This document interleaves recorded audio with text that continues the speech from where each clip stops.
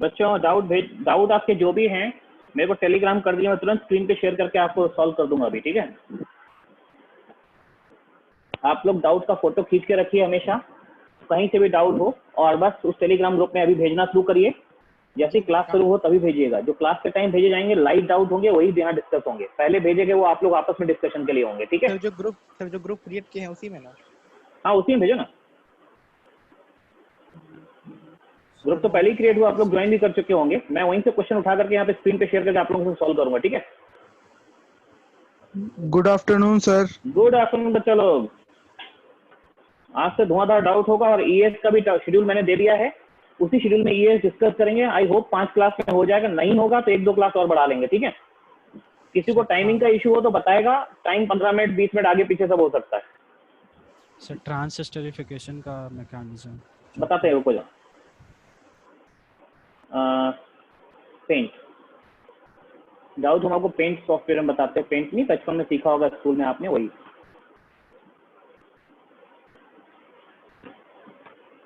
Paint को हम share भी कर देते हैं। देखो पलक, ट्रांसएस्टरिफिकेशन क्या होता है, जैसे आपने पूछा ट्रांसएस्टरिफिकेशन, तो स्क्रीन पे ध्यान दो। ट्रांसएस्टरिफिकेशन में क्या होता है, एक एस्टर है आर फ्रॉम RCOOR' है ना। आपको अच्छे से पता है ये क्या होता है, ये अल्कोहल से आता है, इसको अल्कोहलिक पार्ट बोलते हैं, अल्कोहलिक पार्ट। ये जो पार्ट होता है इसको एसिडिक पार्ट बोलते हैं, एसिडिक पार्ट,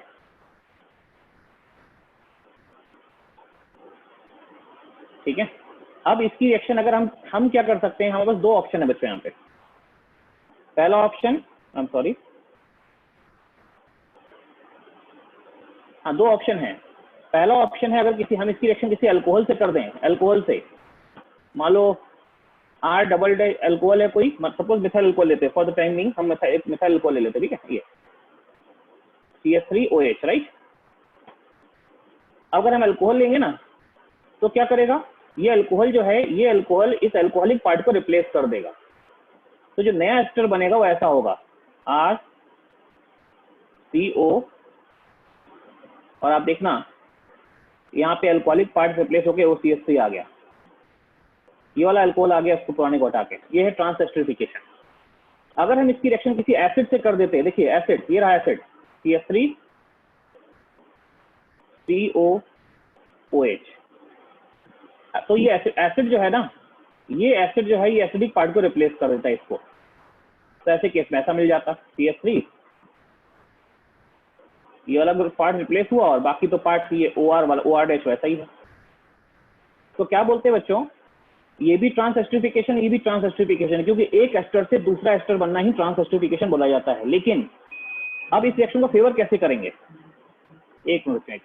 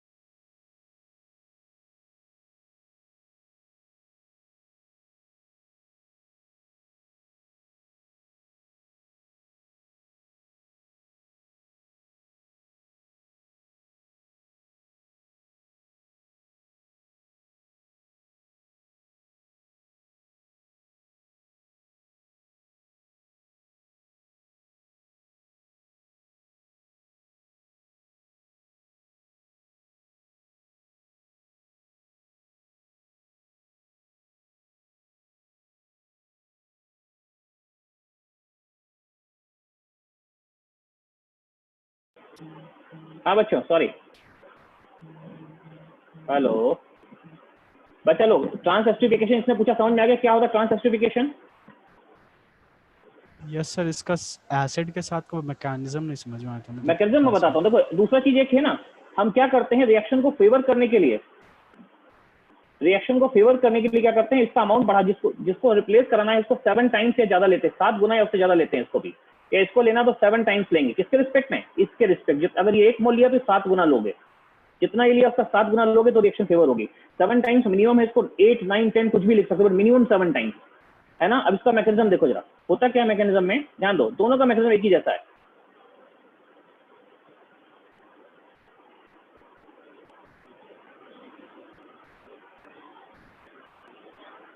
तो आर सी ओ ओ आर डैश, ये हमारा एस्टर है, इसकी रिएक्शन आपने किसी एसिड से करा दी, तो देखो एसिडिक पार्ट है CH3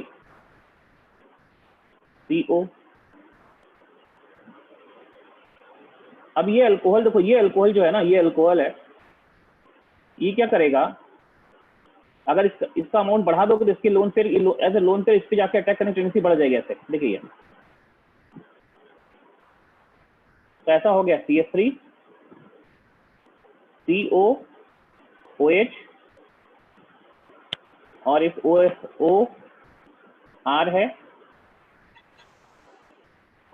CO ये R डैश है, और यहाँ पे R हो गया, ठीक है ना, ये यहाँ आ गया माइनस।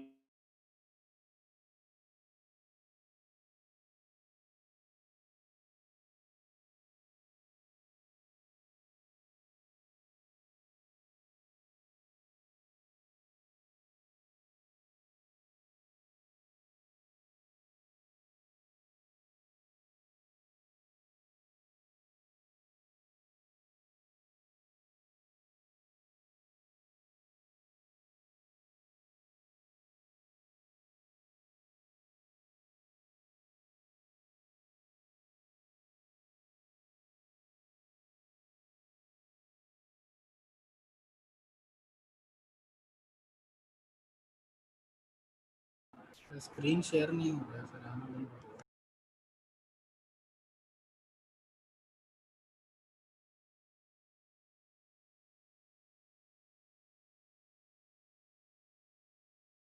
बच्चों मेरी आवाज आ रही है सबको?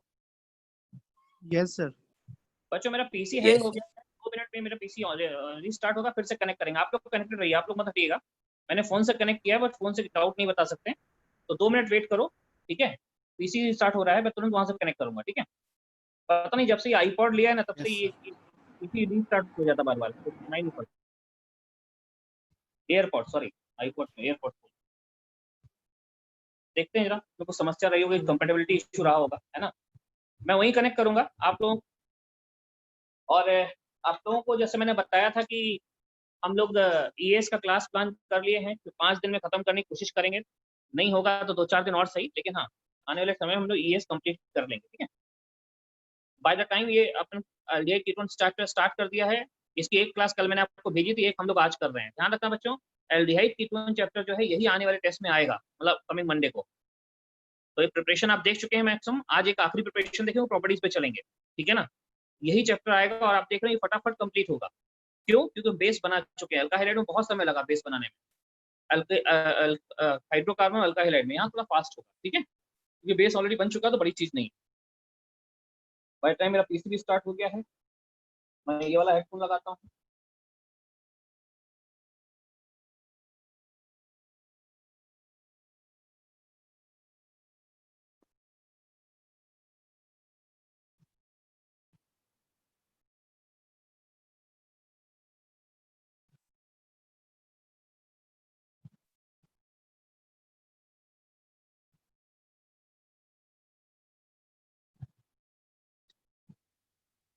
ठीक है बच्चों, मैं उधर से ही आता हूँ, तो वीडियो ऑफ कर रहा हूँ।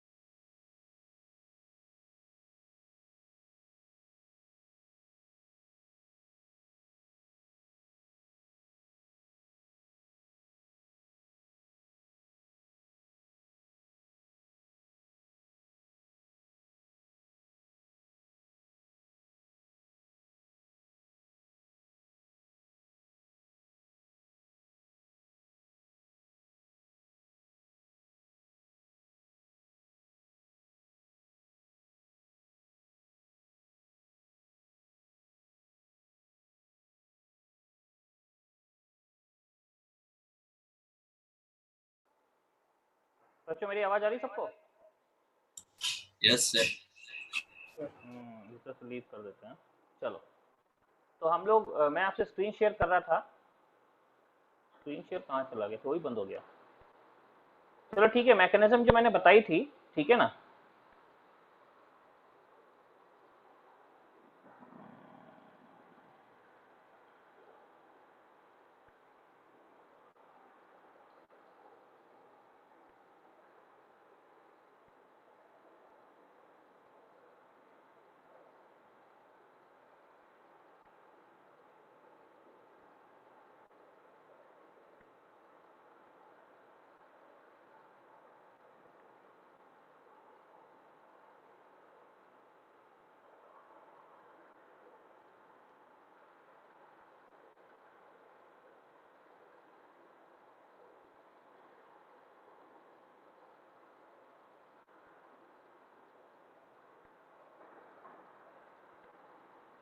अच्छा, डाउट आप लोगों के आए हुए हैं ग्रुप में, डाउट से शुरू कर दे। रुको, कॉपी में जो मैकेनिज्म चलेगी मैं लास्ट में बता दूंगा फिर से, ठीक है ना। पूरी फिर से बनानी पड़ेगी। देखिए, ये डाउट पूछा है स्वर्णदीप ने। स्वर्णदीप, ये डाउट आपका है, इसको ही देखते हैं अभी हम लोग, ठीक है ना। Zoom out. इनका डाउट बोलता है what is the correct structure.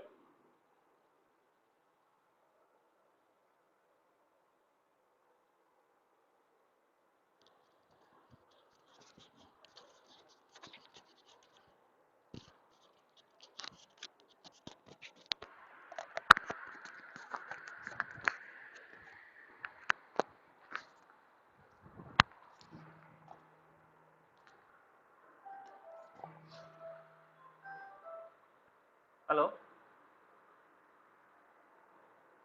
हाँ बच्चों, आवाज आ रही सबको ना मेरी? सुन पा रहे हैं आप लोग मुझे? Yes sir. देखिए, मैं बोल रहा हूँ what is the correct structure of for the major product by the following reaction. अच्छा बच्चों, ये तो वो है। इसको अगर नाम दिया जाए तो मुझे लगता है अगल बगल अगर दो OH होते उसको बोलते पिनाकोल। लेकिन मैंने कहा था कि अगर एक OH को हटा करके हमने इसकी जगह NH2 लगा दिया, NH2, तो इसको बोलेंगे पिनाकोल डाइजोटाइजेशन। इसको हटा के तो ये वही कुछ है कि अगल बगल दो कार्बन है, एक पे OH लगा, एक पे NH2 लगा, ये पिनाकोल डाइजोटाइजेशन है, ठीक है। और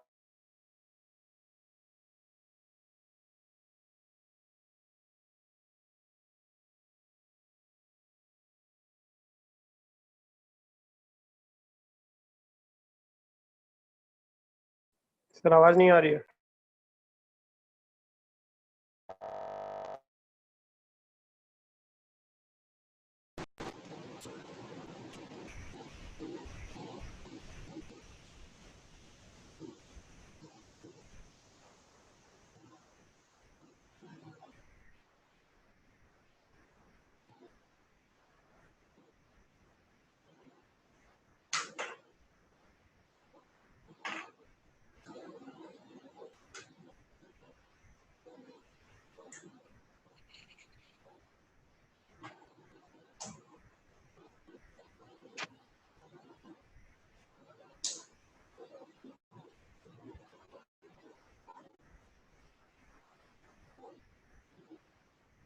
हाँ जी, हेलो, ये क्वेश्चन समझ में आया सबको जो मैंने बताया?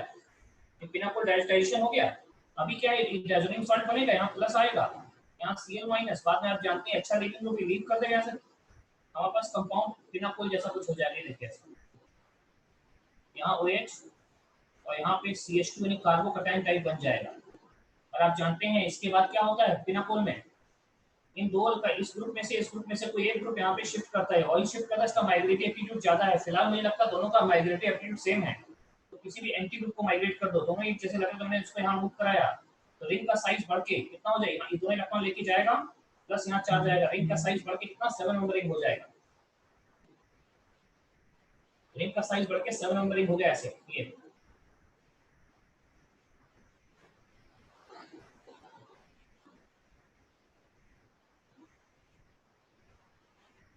यहाँ प्लस चार्ज आ जाएगा, CH2 थाई ये रिंग जो इधर जुड़ी थी ये वाला बॉन्ड टूटा, ये वाला बॉन्ड टूट के इधर जुड़ गई, देखिए ऐसे। बच्चों ये रिंग का साइज अब 7 नंबर हो गया है ना। और बाद में H को हटाना बैक बॉन्डिंग होगी, यहाँ पे देखो 7 नंबर रिंग उसमें कीटोन बन चुका है। तो 7 नंबर रिंग और कीटोन बन चुका है, कीटोन यहाँ बन चुका है, ये आंसर होना चाहिए 7 नंबर रिंग उसमें कीटोन बन चुका है।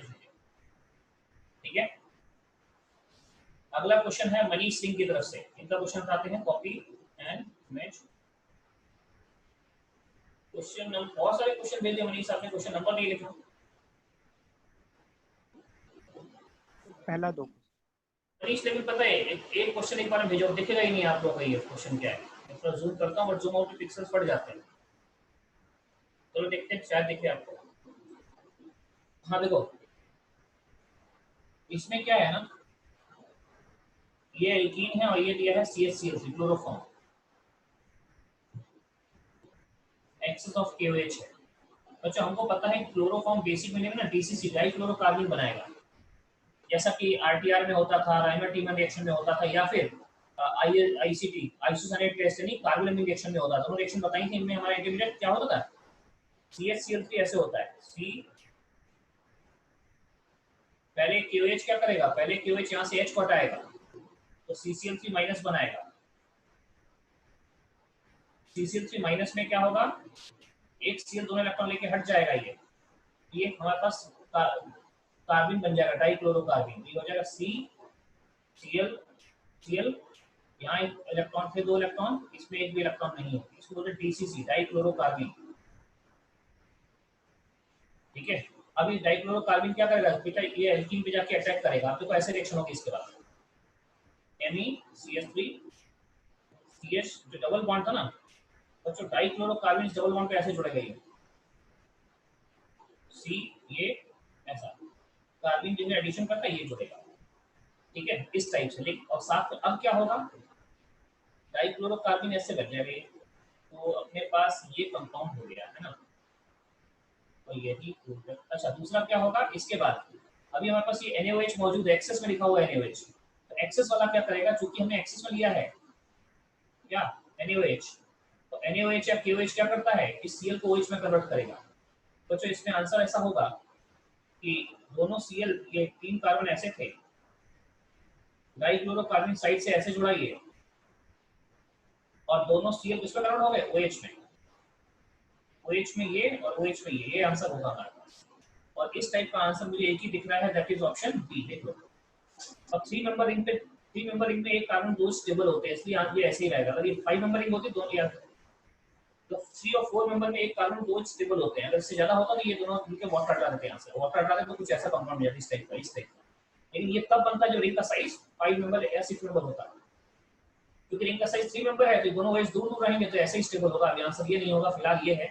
अगर रिंग का साइज दूसरा होता तो आंसर ये हो जाता, ये टाइप का हो जाता। ठीक है, अगला क्वेश्चन कौन सा आपका, 17 भी सर। मनीष कौन सा बोला, फिर से बोलिए सुनिए sir. First true question sir वो हो गया इसके अच्छा, नीचे। 18 देखो, 18 में 18 भी इसी टाइप का है, ध्यान रखिए।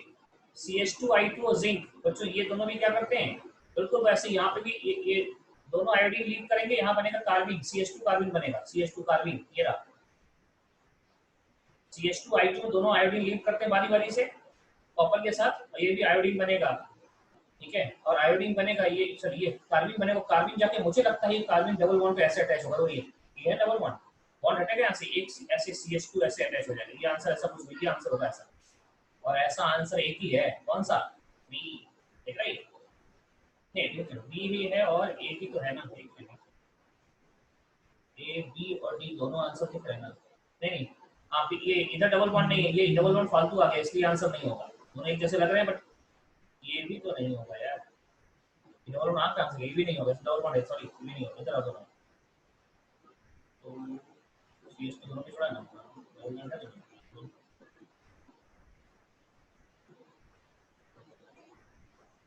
मुझे लगता है इसका एक चीज देखो ना बच्चों, ये एल्कीन होगा और एल्कीन में आपको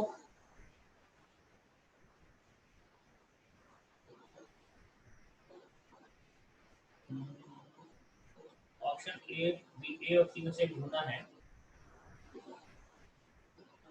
डबल बॉन्ड दोनों में मौजूद है, ठीक है, डबल बॉन्ड मौजूद क्यों रहेगा यार, डबल बॉन्ड तो रिएक्ट कर गया ना।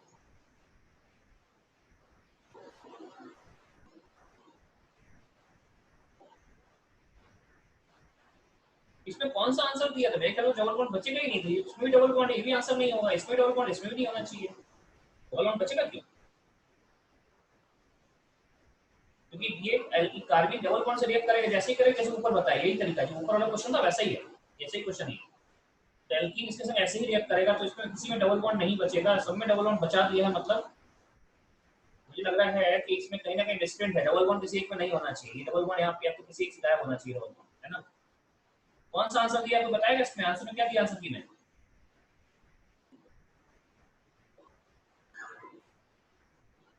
मनीष क्या आंसर दिया आंसर की में?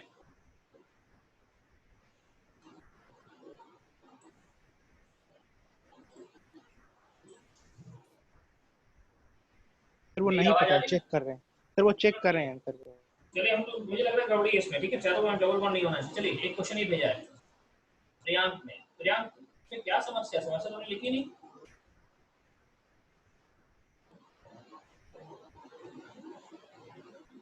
आपने अपने क्वेश्चन का जो थर्ड है ना सर वो नहीं आ रहा है। बाकी लोग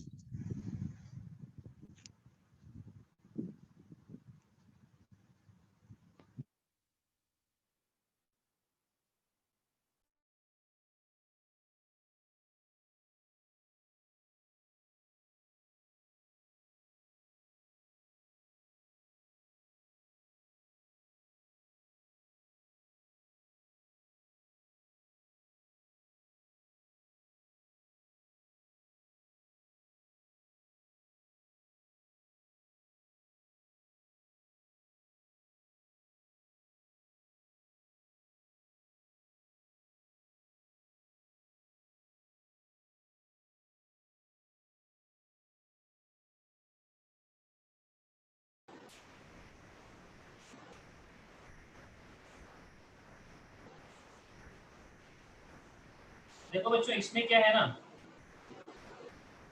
अगर इसको हम ट्रीट करते हैं यहाँ पे, तो आप अच्छे से जानते हैं, आर ओ आर की हाइड्रोलिसिस करते हैं, ईथर है, ईथर की हाइड्रोलिसिस करते हैं तो H एक तरफ और OH एक तरफ जोड़ के शॉर्टकट प्रोडक्ट हम बना देते हैं, इधर से अल्कोहल इधर से अल्कोहल, ये हमारी ईथर की हाइड्रोलिसिस है। हालांकि इसकी पूरी मैकेनिज्म है, एसिडिक मीडियम में हाइड्रोलाइज होता है, तो एसिडिक मीडियम है तो H+ आयन इसको ही प्रोटोनेट करेगा, H+ आयन इसको ही प्रोटोनेट करेगा।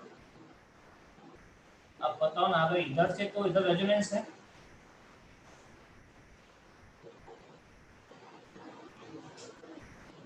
ना तो बॉन्ड इधर से टूटना चाहेगा, तो इसमें क्वेश्चन में बड़ा अजीब सा कहानी हो गया। अगर इधर से टूटा, ऐसे टूटा ये बॉन्ड ऐसे, तो जो प्लस चार्ज यहाँ आएगा और ये ब्रिज, ये 3D कार्बोकैटायन बनेगा। मुझे लगता है कार्बोकैटायन 3D बन सकता है, बिल्कुल बन सकता है। ये ब्रिज हेड नहीं है, देखो यहाँ क्या है, यहाँ इसको पीछे जोड़ दिया, यहाँ पीछे जोड़ा नहीं है, इसको पीछे जोड़ा नहीं है, अगर इधर इसमें जोड़ दिया तो ये ब्रिज हेड हो गया, ये ब्रिज हेड हो गया। यहाँ ब्रिज हेड नहीं है तो यहाँ पे ये टूटेगा, ये फिनॉल बनाएगा, एक प्रोडक्ट इधर से फिनॉल होगा एक, और ये 3D कार्बोकैटायन होगा, 3D कार्बोकैटायन इधर, यहाँ वही जोड़ दिया, यहाँ वही जोड़ दिया। तो पहले वाले का आंसर जो है ना, ये इसका आंसर यहाँ से भरना चाहिए, OH और ये 3D कार्बोक्सिल इथाइल ग्रुप है ऐसे, यहाँ एक OH, ये हो गया।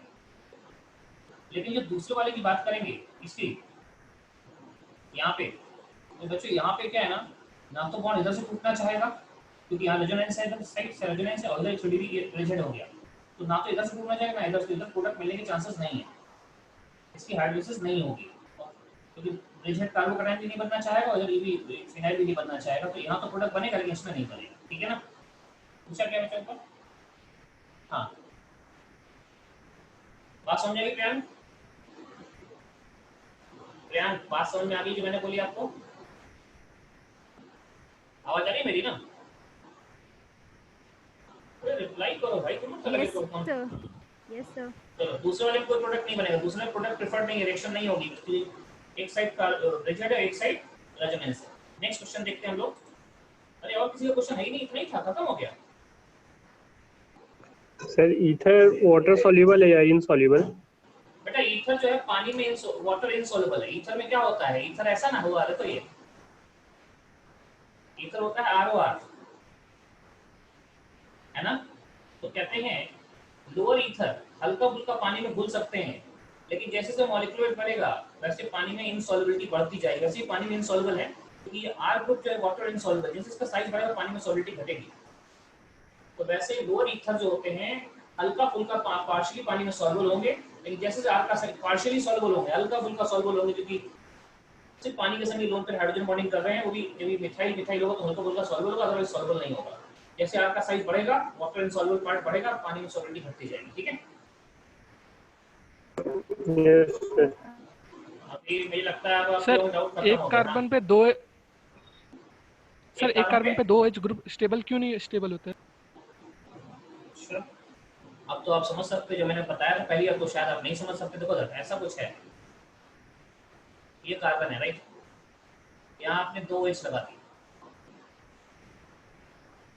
है ना। अब बच्चों है क्या कि ये OCOH एसिडिक H है और ये lone pair carbon basic part भी है। तो एसिडिक H है क्योंकि O से जुड़ा हुआ है, और ये बेसिक है क्योंकि लोन पेयर है। तो जब दो कार्बन पे एक OH आ जाएंगे तो एक H निकल दूसरे में चला जाएगा, इसका साइन करके यहाँ प्लस करके चला गया माइनस। एसिडिक और बेसिक दोनों हैं, तो इस टाइप से जाएगा और ये इस टाइप का बनाएगा आपको। यहाँ O माइनस रह जाएगा, यहाँ जो OH था इस पे एक H प्लस साइन ट्रांसफर हो गया। बच्चों ये देखो यार, प्लस चार्ज O पे आ गया, और अब हम क्या देखा, इस एक ही कार्बन पे, ये एक ही कार्बन है, उसी पे क्या मौजूद है, उसी पे इधर न्यूक्लियोफाइल मौजूद है, लीविंग ग्रुप मौजूद है, और लीविंग ग्रुप भी गुड लीविंग ग्रुप है। तो ऐसे केस में अब क्या होगा, अब ये इंटरनल अटैक करेगा, ये अटैक करेगा, उसको लीक करा देगा, तो वाटर बन के निकल जाएगा। तो H2O निकल गया और बन क्या गया, वन ऐसे गया, कार्बन कार्बन ये O था और H2O निकल गया, तो वहां पे pi बॉन्ड क्रिएट हो गया। ऐसा ही है, ठीक है। तो OH जब एक कार्बन पे होते हैं तो एक दूसरे को प्रोटोनेट कर देते हैं, और ये इसलिए होता है कि बॉन्ड एंगल यहाँ कितना हो जाता है, 109 डिग्री है। टेट्राहेड्रल है, ध्यान रखना, ये sp3 हाइब्रिड होगा तो ही अनस्टेबल होगा। sp3 हाइब्रिड होगा यहाँ पे 109 डिग्री, लेकिन अगर कुछ ऐसा हो जाए इस टाइप का, देखिए ये यहाँ 2 OH आ गए 3 मेंबर रिंग पे, या 4 मेंबर रिंग पे 2 OH आ गए ऐसे,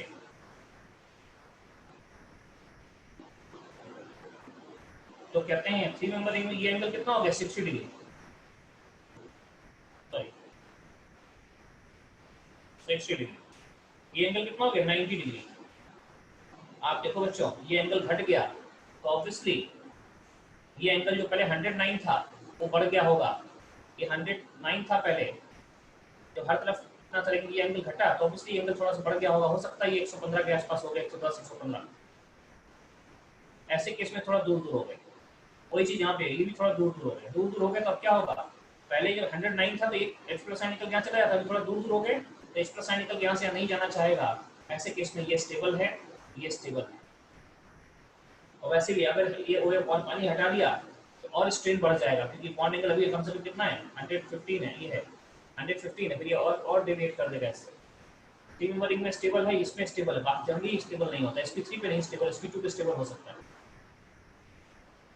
कोई और डाउट किसी का, आपके डाउट ग्रुप में आप डाउट, अच्छा एक रेखा एंड अनीश के बाद एक डाउट और आया प्रियांक का, चलो देख लेते हैं, कॉपी इमेज।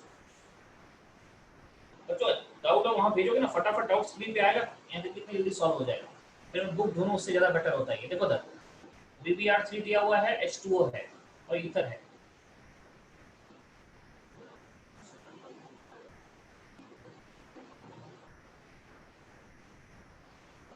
VBr3 BF3 का ईथर। देखो VBr3 बच्चों क्या है समझते हैं, बोरॉन है और 3 ब्रोमीन आ गया, हमको पता है ये बोरॉन इलेक्ट्रॉन डेफिशिएंट है, तो ये अपने लोन पेयर से इस पर अटैक कर देगा, और जब अटैक करेगा तो क्वेश्चन तो ये ऐसा बन जाएगा, रिंग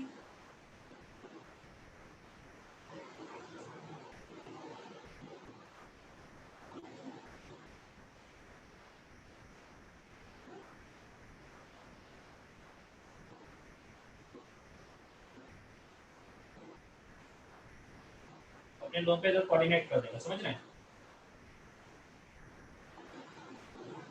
इसके ऑप्शंस क्या क्या हैं? मेरे ख्याल में तो इसमें प्रोडक्ट इसके आगे जाना नहीं चाहिए, एसिड बेस रिएक्शन हो गई। अगर तो हाइड्रोलिसिस करा दी और तो कुछ है नहीं, हाइड्रोलिसिस कराओगे भी, अगर बाई चांस हाइड्रोलिसिस करा रहे हैं तो बॉन्ड ऐसे टूटेगा, ये यहाँ से पानी का OH इधर जाएगा, पानी का H इधर जाएगा, तो इस टाइप से होगा, बॉन्ड इधर से टूटेगा। क्यों? इधर तो रेजोनेंस, इधर से बॉन्ड टूटेगा नहीं। ऑप्शंस बताओगे तो जान पाएंगे क्या होगा, एग्जैक्ट ऑप्शन आंसर क्या लेना है, वरना तो कहाँ तक जाना है समझ नहीं आ रहा। वीवीआर तो कोऑर्डिनेट बॉन्ड बनाया है एसिड बेस, लेकिन साथ में पानी डाल दिया तो पानी बॉन्ड को तोड़ेगा, तो इस बॉन्ड को तोड़ेगा, तो ये इधर OH हो जाएगा, इधर ROH हो जाएगा। हमारे पास आंसर हो जाएगा ROH।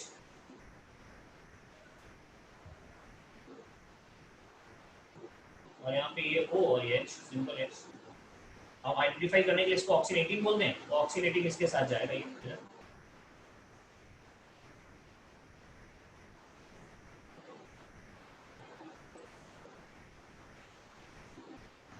सर ऑप्शंस भेजे हैं ग्रुप में।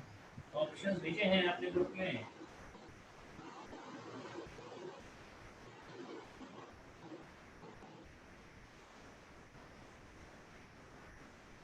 Which of the following is possible end product of the reaction?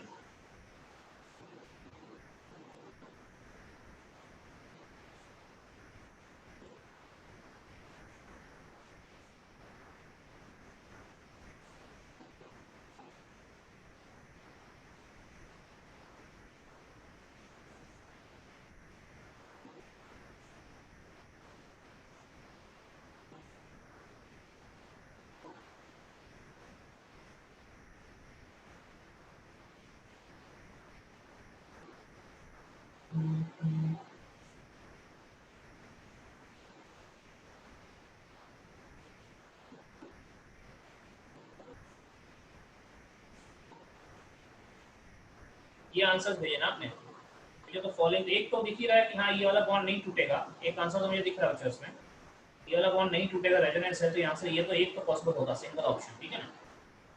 Multi correct है क्या? ये तो नहीं संभव है। ये संभव हो सकता है कि अल्कोहल से रिएक्शन कर जाए। देखो ये संभव हो सकता है कि अल्कोहल जो है ना वीवीआर से रिएक्ट नहीं करेगा ना, यही पॉसिबल प्रोडक्ट यही है,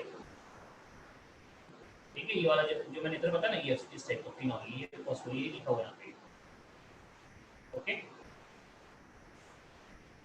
चलिए बच्चों, और डाउट नहीं भेजे आप लोगों ने, आप लोग डाउट आइंदा से जो है बना के रखें, टेलीग्राम ग्रुप में रेडी रखें, जैसी क्लास शुरू हो टेलीग्राम ग्रुप में भेजिए। हाँ बोलिए सर। इसमें 2 आंसर दिया हुआ है, A और C दोनों। तो सी मैंने कहा तो बच्चों उसमें क्या सी हो सकता है, वो तब जब ये बनने वाला अल्कोहल जो है ना, तो ये तो रिएक्ट नहीं करेगा, ये तो आंसर होगा ही होगा। ये अल्कोहल क्या है, अल्कोहल इसके संग रिएक्ट कर जाएगा। अगर मल्टी करेक्ट होगा तो हम सोचते हैं कि हाँ BBr3 जो है ना, BBr3 अल्कोहल से रिएक्ट कर जाएगा, लेकिन मुश्किल है यार, अल्कोहल है और BBr3 ये इलेक्ट्रॉन डेफिशिएंट इलेक्ट्रॉन, ये कोऑर्डिनेट बॉन्ड बनेगा, रिएक्शन थोड़ी होगी। R O ये कोऑर्डिनेट करेगा किसको, इसको D, ये बनेगा बॉन्ड। बच्चों यहाँ कोई ऐसे चांसेस है नहीं, अगर इसका ऑक्टेट पूरा होता तो हम सोचते ये ऐसे अटैक कर सकता है, लेकिन उसका ऑक्टेट पूरा नहीं, कुछ भी यूज नहीं करना चाहिए, ठीक है। इसलिए सी ऑप्शन की चांसेस ना के बराबर है, जो भी है मेन ऑप्शन वही है, यही करेक्ट है, ठीक है। सी नहीं होगा बेटा, सी होने के लिए इसका ऑक्टेट पूरा होना जरूरी था, तब इंटर अटैक करता है। या PCl5 कुछ होता है, यहाँ तो BBr3 है ना, PCl3 BBr3, अगर PBr3 हो तो शायद सोचते हैं। और ये पहले वाटर लिखता फिर ये लिखता तो शायद सोचते, लेकिन पहले उल्टा लिखा ना, पहले इसको लिखा, पहले कोऑर्डिनेशन मान लो, पहले ये बना जो आपको बताया। नेक्स्ट क्वेश्चन को भेज रहे हैं, आगे बढ़ा जाए, आगे बढ़ा जाए। चलिए डाउट हो गए। देखो मित्रों, इसमें पढ़ाया जा सकता है,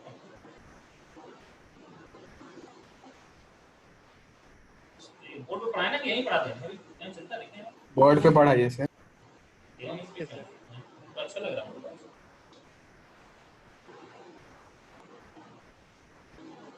क्योंकि अभी हमको आपको अगली रिएक्शन बतानी है। कौन सी है रिएक्शन? आज पता वीडियो रिएक्शन हमारे पास बची है, गैटरमैन रिएक्शन। Gattermann reaction. चलिए गैटरमैन लिखिए और बोर्ड पे आ जाइए। गाचमैन रिएक्शन। इसको मैं स्क्रीन शेयर बंद कर रहा हूँ, वीडियो बंद करूँ, कैमरा घुमाना है मेरे को तरह।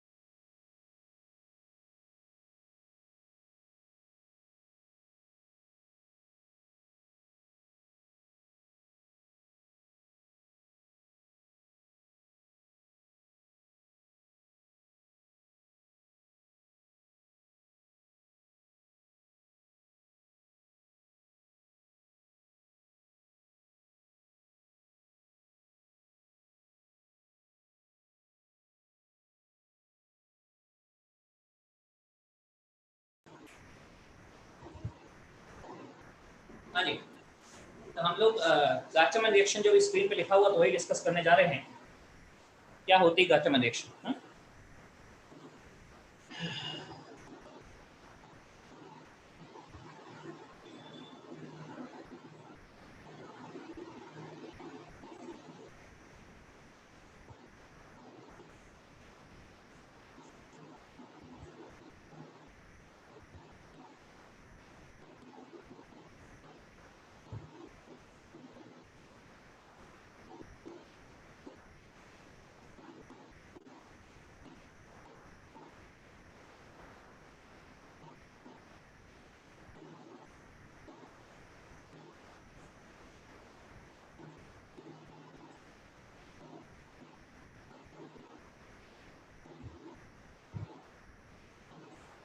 चलिए बच्चों, देखिए हम लोग गाचमैन रिएक्शन पढ़ने जा रहे हैं। और गाचमैन रिएक्शन में होता क्या है? गाचमैन रिएक्शन में कैमरा पूरा नहीं आ रहा है क्या?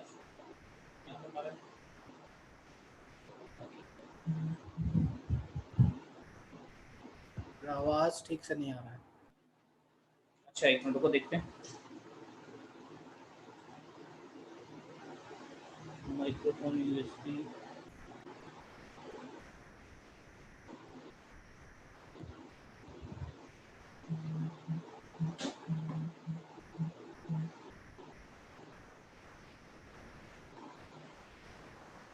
एक मिनट चेंज, आवाज का कुछ मैं चेंज करता हूँ।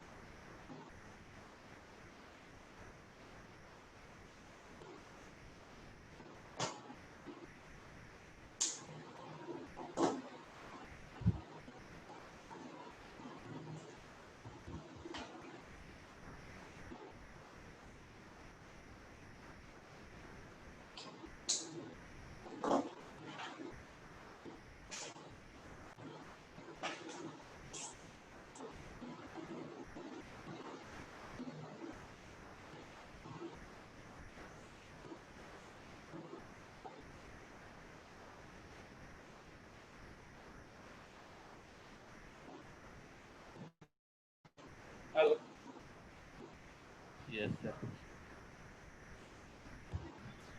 यस सर, आवाज आ आवाज आ रही है मेरी? यस सर, आ रहा है। कोई एक बोलो ना यार, किसी की आवाज नहीं आ रही। यस सर, आ रहा है। यस सर, आ रहा है।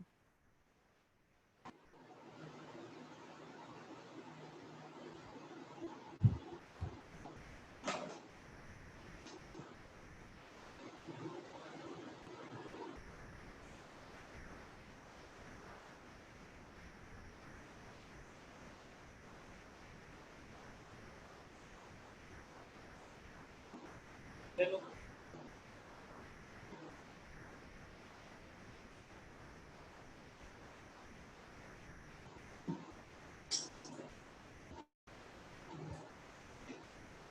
ये आवाज सुनने में आ रही सबको?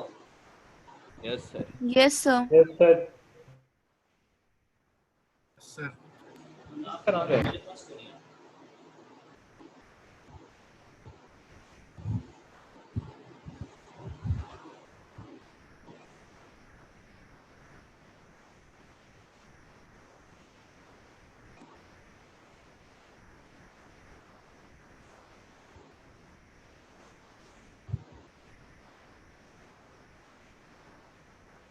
अभी मेरी आवाज आ रही है बच्चों को? रिप्लाई करो फिर से। Yes sir. यस सर आ रहा है। Yes sir. ये रिप्लाई करो वॉइस में, वॉइस में।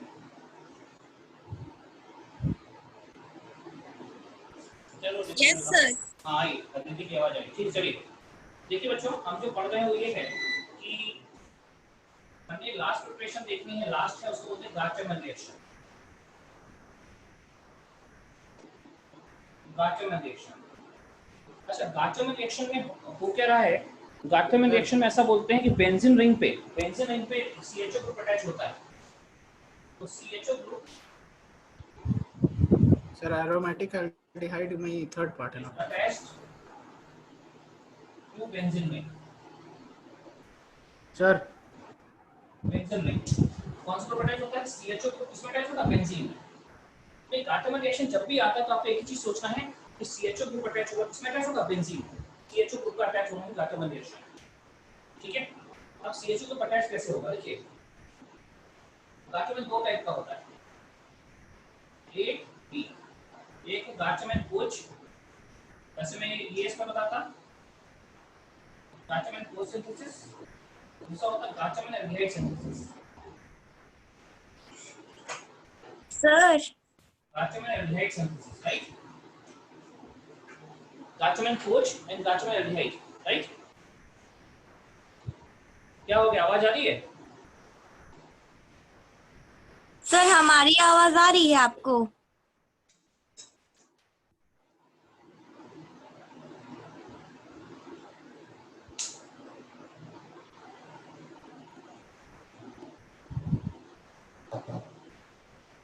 रुकिए रुकिए।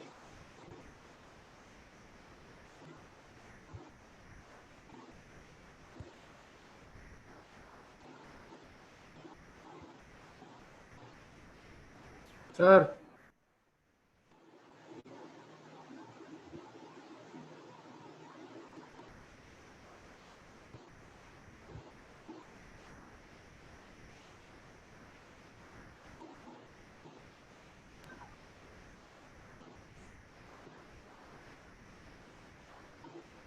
सर रुक जाओ यार।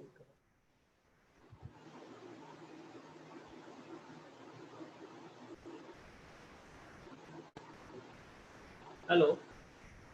Yes sir. हाँ बच्चों, आवाज आ रही है? Yes sir. चलिए चलिए। सर बोल रहे थे सर ये प्रिपरेशन ऑफ एरोमेटिक एल्डिहाइड का थर्ड पार्ट है।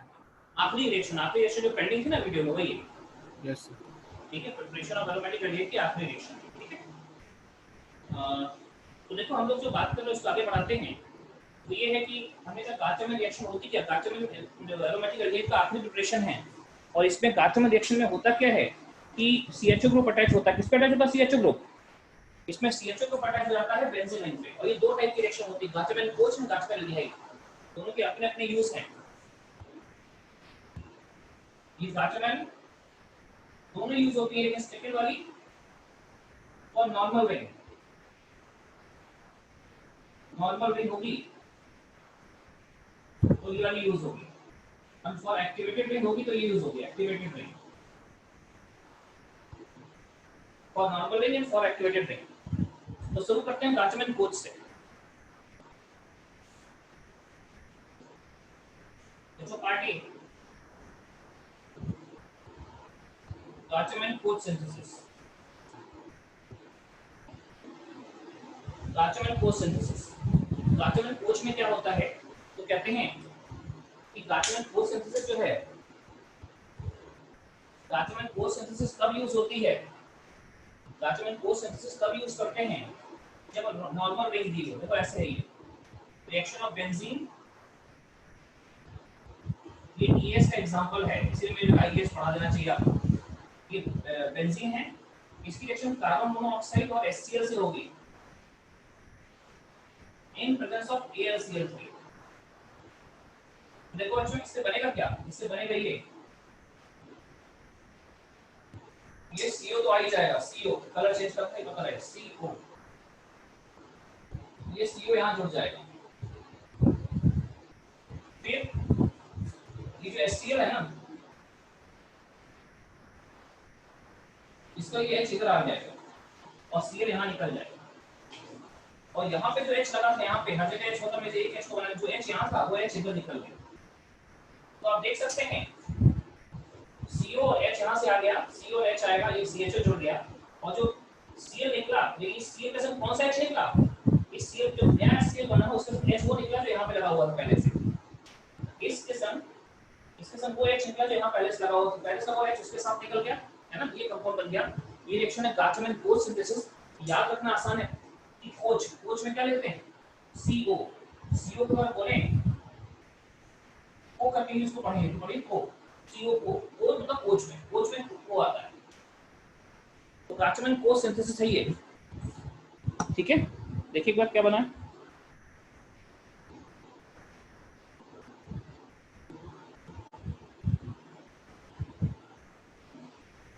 तो गाचमैन कोच सिंथेसिस, ठीक है। पर देख लीजिए बच्चों, गाचमैन कोच सिंथेसिस है, मैं इसकी मैकेनिज्म बताता हूं। इसकी मैकेनिज्म क्या बोले बेटा, सर रिंग का H वहां पे C डबल बॉन्ड H में गया है, रिंग का H HCl के साथ चला गया और यहाँ पे जो आया ये दूसरा H आया, कैसे आया मैकेनिज्म डिस्कस करते हैं।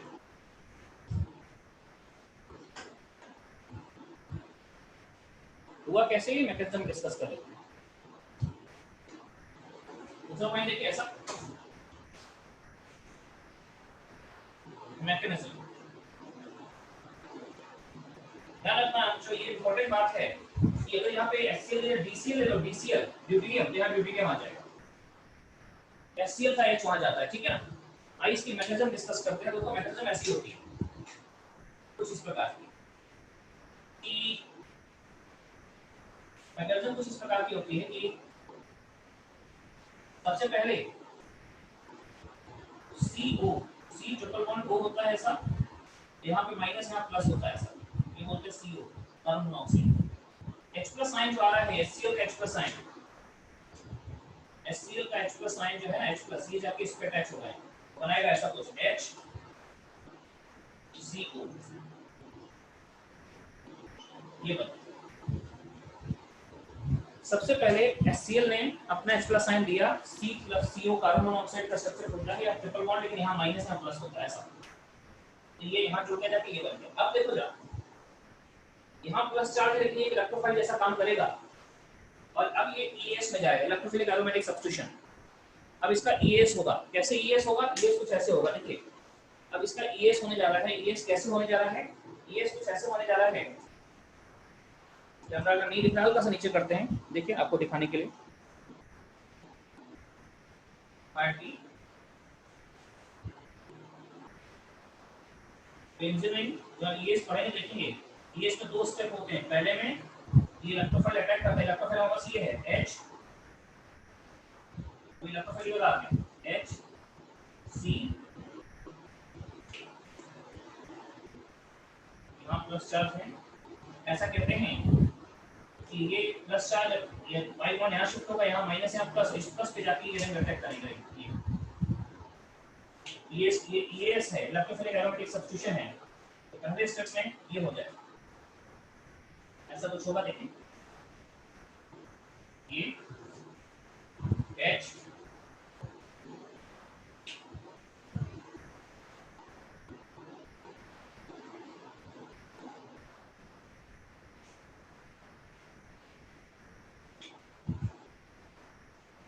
ये यहाँ हो गया, यहाँ एक प्लस चार्ज आता है, ठीक है ना। और बच्चों यहाँ पे ऑलरेडी H लगा था, हर जगह H होता है, यहाँ भी H होगा। अब ये H एसिडिक हो गया तो जिसकी हटती एरोमेटिक कैरेक्टर आ जाएगा, तो ये H ऐसे हटेगा यहाँ से, ये H लीव करेगा H प्लस करके, और जो माइनस वाला पार्ट है ये इधर रिफ्लेक्ट कर देगा ऐसे। और ये H जाएगा किसके साथ, ये H जाएगा इस Cl के साथ, जो Cl बचा उसके साथ जाएगा, ये Cl माइनस इससे इसको खींच लेगा, Cl माइनस को अपने खींचेगा, जो Cl माइनस बचा हुआ था हमारे पास बनेगा इस टाइप से।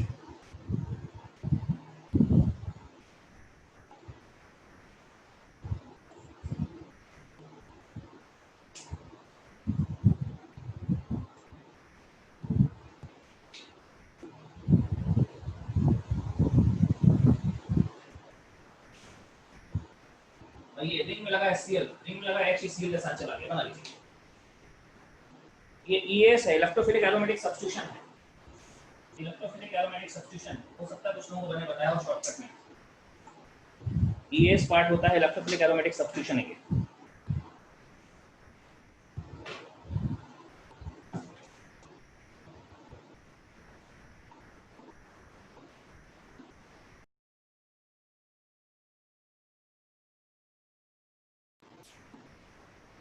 हो गया, बनाइए फटाफट।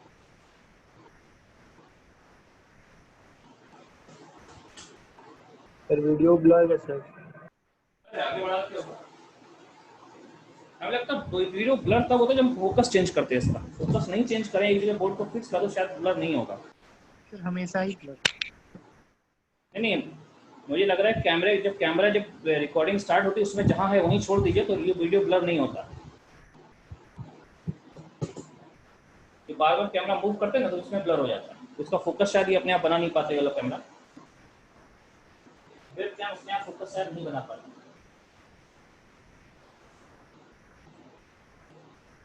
चलिए फटाफट देखिए, अब तो नहीं ब्लर है, अभी करते ना काफी, अभी ब्लर है। ठीक है सर। नो सर नहीं है ब्लर। मैं अपने कैमरे में देख लेता हूँ।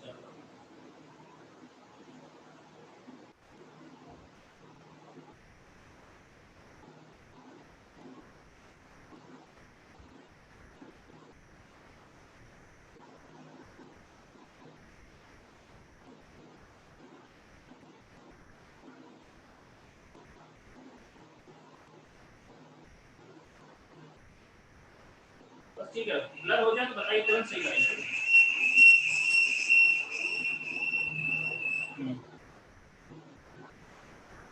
सर पार्ट भी एक बार फिर से एक्सप्लेन कर दीजिएगा।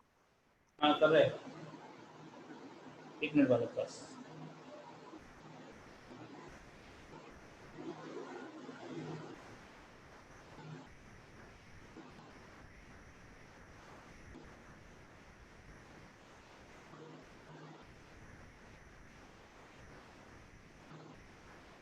सर कार्बन मोनोऑक्साइड तो नॉन पोलर होता है। कार्बन मोनोऑक्साइड नॉन पोलर है, इसमें C plus, actually carbon monoxide का स्ट्रक्चर ऐसा होता है कि C प्लस और O माइनस करके होता है, नेक्स्ट न्यूट्रल है, लेकिन वो बॉन्ड तो कोऑर्डिनेट बॉन्ड होता है। हाँ, तो कोऑर्डिनेट बॉन्ड जब बनाते हैं, कोऑर्डिनेट बॉन्ड इधर से इधर होता है, ऑक्सीजन से कार्बन की तरफ। तो ऐसे केस में क्या करते हैं, जो दो इलेक्ट्रॉन देता है वो प्लस चार्ज और देता है वो माइनस चार्ज दिखाते हैं। तो यहाँ देखो कोऑर्डिनेट बॉन्ड नहीं बना, सिंगल बॉन्ड बना है। तो कोऑर्डिनेट बॉन्ड को जो सिंगल बॉन्ड बनाते हैं, जो कोऑर्डिनेट बॉन्ड को सिंगल बॉन्ड बनाते हैं यहाँ पे, है ना, इसमें कोऑर्डिनेट बॉन्ड को सिंगल बॉन्ड बना है यहाँ पे, तो जहाँ डोनर था वो plus charge acceptor minus charge, इसको ऐसा स्ट्रक्चर। वाला की सेकंड स्टेप है ना पार्ट बी। पार्ट बी में क्या है, ये बेंजीन है, इलेक्ट्रॉन रिच है, इलेक्ट्रॉन डेफिशिएंट है।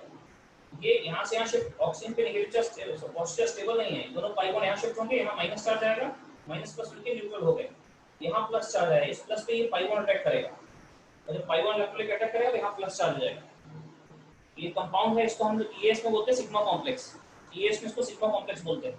और फिर क्या है, इससे ये बनने में इसका एरोमेटिक कैरेक्टर खो गया, ये एरोमेटिक है लेकिन एरोमेटिक नहीं है, लेकिन हाँ अगर इस H को हटा दें तो एरोमेटिक हो जाएगा वापस।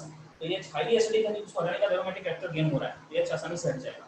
ES की सारी रिएक्शन 2 स्टेप में होती है। पहले स्टेप में अटैक करेगा, कॉम्प्लेक्स बनेगा, फिर वो हटेगा। ये सब ES में और डिटेल में बात करेंगे, इसलिए मुझे लगा ES आपको पढ़ाई देते हैं।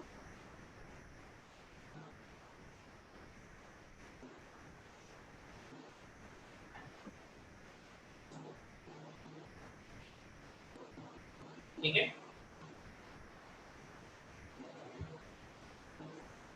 तो बच्चों ये गार्चमेन कोच सिंथेसिस हो गई। इसमें कौन सा H रिंग CHO में आता है? ये HCl का H CHO में आता है, और यहाँ लगा हुआ H ये नए HCl के साथ जाता है। HCl रिएक्ट किया, HCl बन रहा, लेकिन जो बन रहा उसके संग रिंग का H जाता है। ठीक है, चलिए, तो गार्चमेन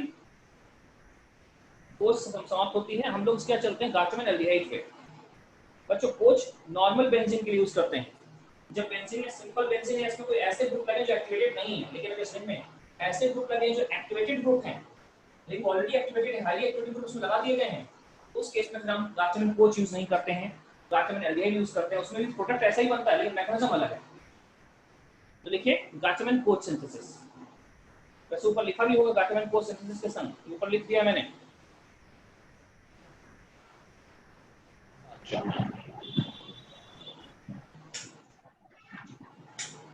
गार्चमेन कोच के साथ क्या लिखा है? गार्चमेन कोच के साथ लिखा होगा Gattermann Koch synthesis something for normal ring, normal ring के लिखे, सॉरी, और गार्चमेन एल्डिहाइड एक्टिवेटेड रिंग। तो हम लोग गार्चमेन एल्डिहाइड डिस्कस करने जा रहे हैं। लिखिए गार्चमेन एल्डिहाइड सिंथेसिस, गार्चमेन एल्डिहाइड सिंथेसिस। ठीक है,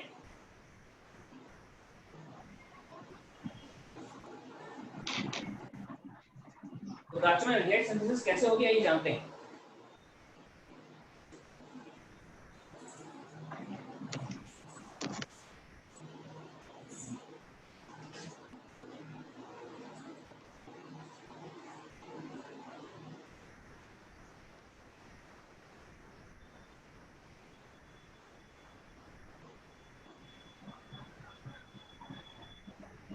Gaertmann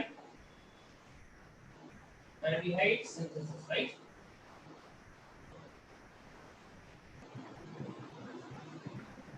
Gaertmann aldehyde synthesis क्या होता है इसमें? देखिए, होगा ये रिंग में CH जुड़ेगा, लेकिन मैकेनिज्म थोड़ी सी अलग होगा। यहाँ ऐसा है, बेंजीन रिंग पहले लिखिएगा, use for preferred for activated ring. हम एक्टिवेटिंग ग्रुप लगा नहीं रहे हैं, लेकिन हाँ अगर एक में एक्टिवेटिंग ग्रुप लगे हो तो ऐसा होता है, फिर हम इसको प्रेफर नहीं करते, इसको प्रेफर करते हैं। ये तो ऐसे HCl के लिए HCl लेते हैं, रिएक्शन होगी जहां HCl तो वहां HCl ही रहेगा, ये कुछ बदल जाएगा।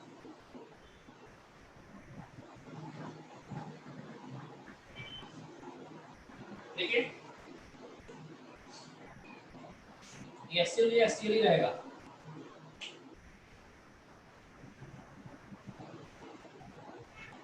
लेकिन साथ में जहां CO था, in place of CO hydrocyanic acid HCl आ जाएगा, ये एसिड आ गया। देखो कितना चेंज हुआ, यहाँ भी AlCl3 था, यहाँ भी AlCl3 लोगे, लुईस एसिड लोगे, AlCl3। तो एक बार देख लो क्या क्या है, रिंग यहाँ पे है, रिंग यहाँ पे, यहाँ HCl, यहाँ HCl, यहाँ पे CO था, यहाँ पे HCl आ गया, यहाँ AlCl3, यहाँ AlCl3, ठीक है ना। अच्छा, इसमें आप हाइड्रोलिसिस नहीं करते, यहाँ आपको सेकंड स्टेप में हाइड्रोलिसिस भी करनी होगी, फॉलोड बाय हाइड्रोलिसिस ऐसे। और यहाँ पे देखिए ऐसे, और रिंग में जुड़ गया, आके जुड़ेगा वही CHO। तो देखिए यहाँ पे रिंग में CHO जुड़ा, यहाँ भी रिंग में CHO जुड़ा, लेकिन ये एक्टिवेटेड रिंग के लिए यूज करते हैं। रिंग अगर एक्टिवेटेड तो ये रिएक्शन यूज करता है, रिंग नॉर्मल है तो ये रिएक्शन यूज करता है। दोनों की मैकेनिज्म अलग अलग है, क्या मैकेनिज्म आइए जानेंगे। लेकिन गार्चमेन एल्डिहाइड में भी वही प्रोडक्ट बनेगा, बस कार्बन मोनोऑक्साइड जगह HCl हाइड्रोसाइनिक एसिड लेना है, बाकी सब सेम। कैसे रिएक्शन होगा, इसमें हाइड्रोलिसिस में एक्स्ट्रा करना पड़ेगा, हाइड्रोलिसिस नहीं था।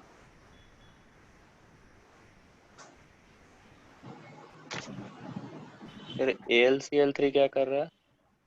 बेटा AlCl3 लुईस एसिड का काम कर रहा है ना, बताते क्या कर रहा है। पहले क्या था, पहले वाले सर मैंने बताया नहीं, इससे पहले रिएक्शन ऐसा था, जो HCl था ना, ये AlCl3 से रिएक्ट करके ना बनाता था H+ आयन और AlCl4- आयन। यही प्लस आयन जो है कार्बन मोनोऑक्साइड से रिएक्ट करता है, इसकी पहले रिएक्शन में ये मैंने सीधे यहाँ से स्टार्ट किया था, यहाँ माइनस यहाँ प्लस, सीधे H+ साइन को यहाँ पे अटैक करेंगे। H+ साइन आया कहाँ से था, ये H+ साइन यहाँ जोड़ दिया क्या करिए ऐसे, अल्टीमेटली ये इसी के थ्रू चलते हैं इसी रिएक्शन दिख रही है। ठीक है, चलिए इसको हटाते हैं, मैकेनिज्म जानते हैं रिएक्शन।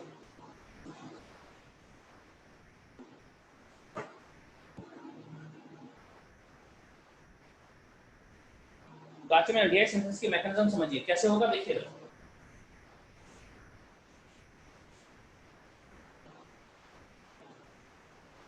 देखिए पहले दोनों रिएक्ट करते हैं ऐसे H, या पहले ऐसे मान लो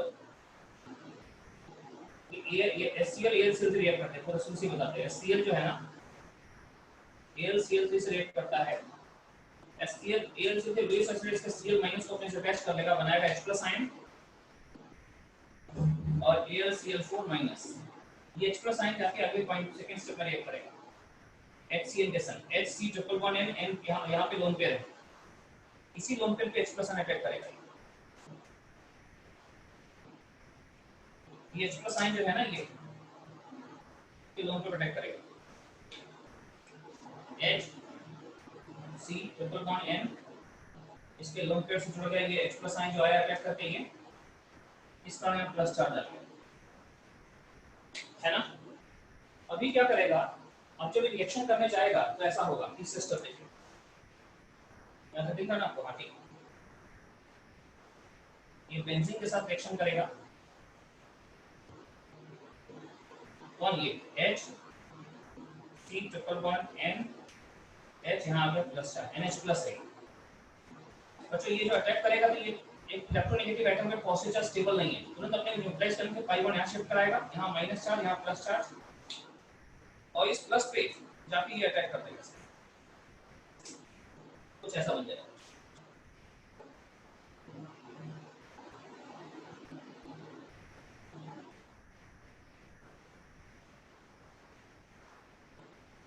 यहाँ प्लस चार्ज हो जाएगा बैक बॉन्ड शिफ्ट होने से, ऐसा CH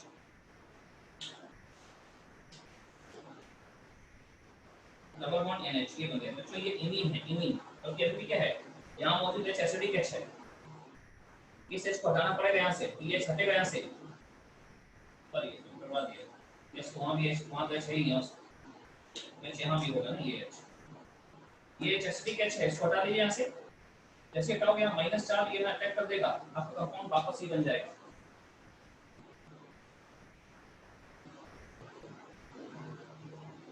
ये बॉन्ड इधर वापस आएगा, ये बच्चों CH डबल बॉन्ड NH ये इमीन है, इमीन इमीन बना है, मैंने कहा था इमीन के थ्रू चलना है।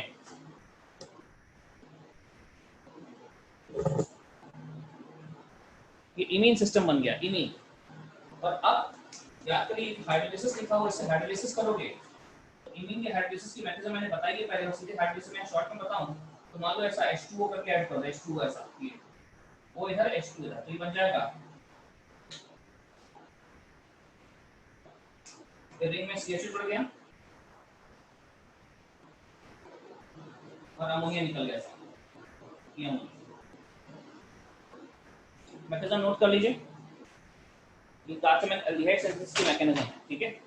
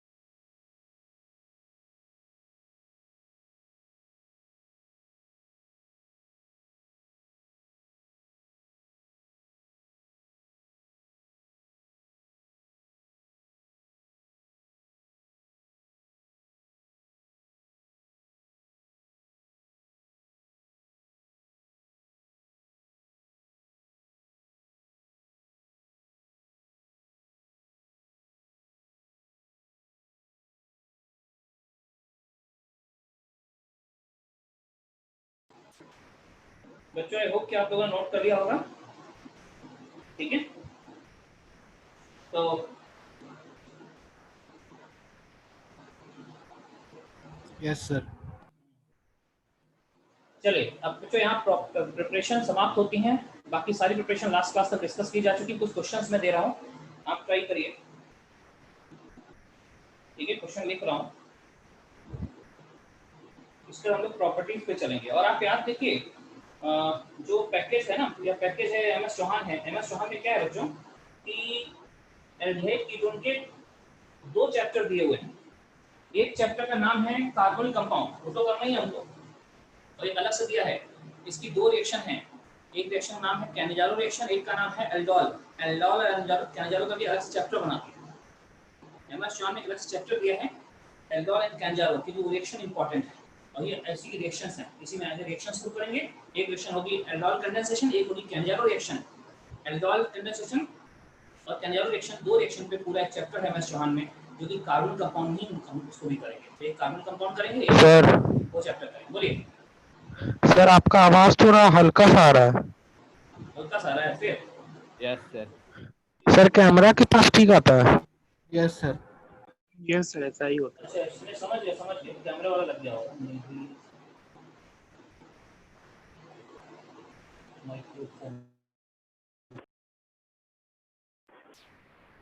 अब आवाज सही आ रहा है ना? Yes sir. Yes sir. Yes sir. तो अभी आवाज ठीक है? यस सर ठीक है। तो बोल ही नहीं रहा यार। Yes sir. सर ठीक है। Yes sir.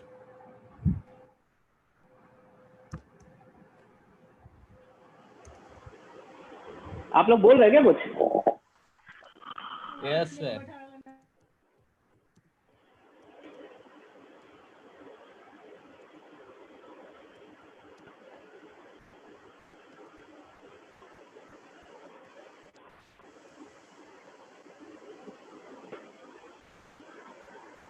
हेलो, कोई कुछ बोलो तब ना आवाज आएगी यार। Yes yes sir. Sir. Yes sir. Yes sir. कुछ प्रॉब्लम हुआ है सर्वरी में।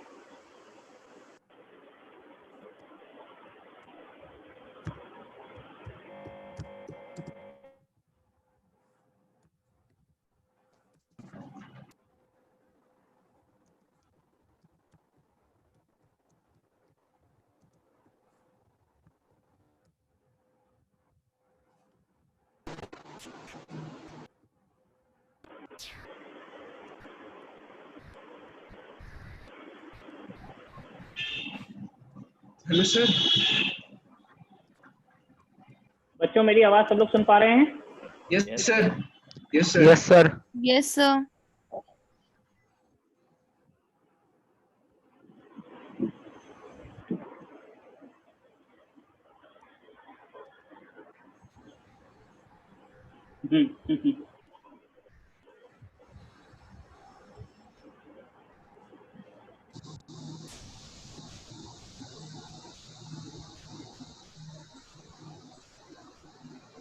ठीक है भाई।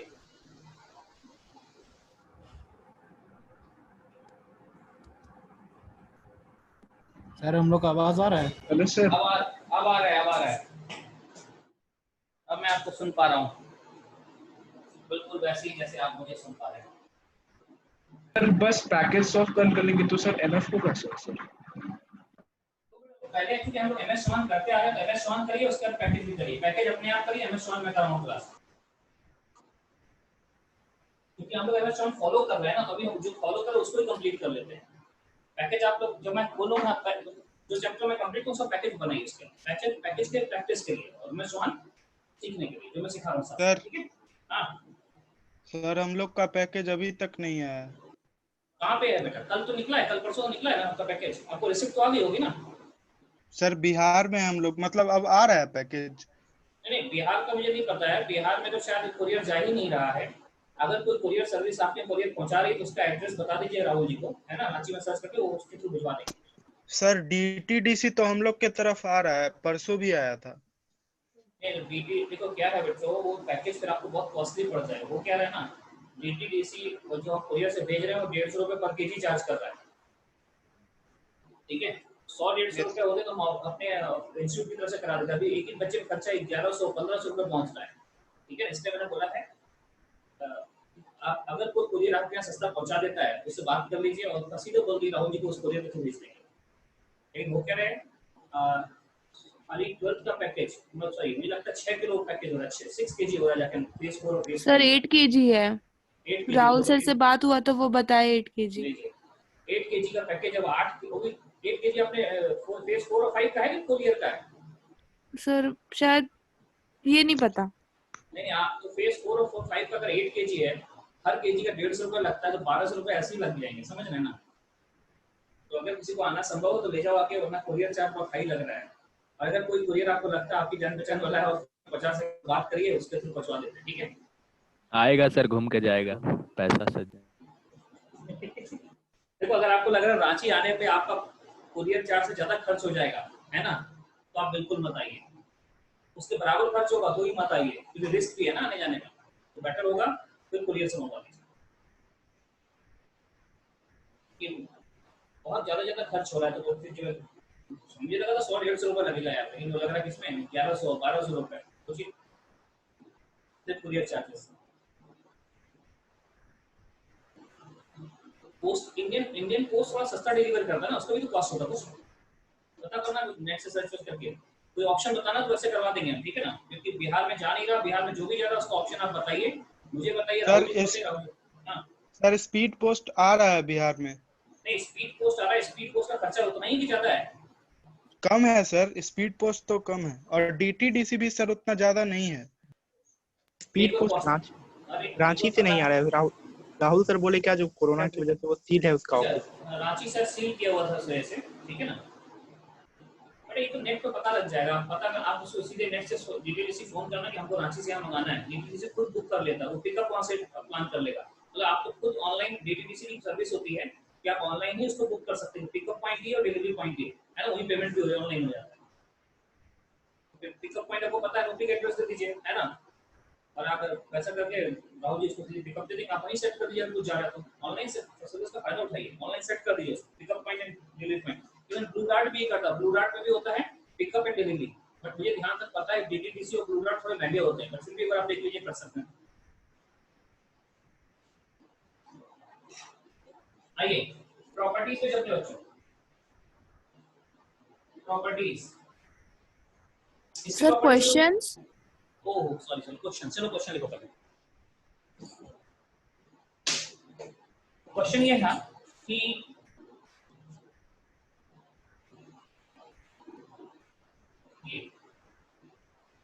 ये कंपाउंड है, बेंजीन है ना, हमने इसकी रिएक्शन करा दी।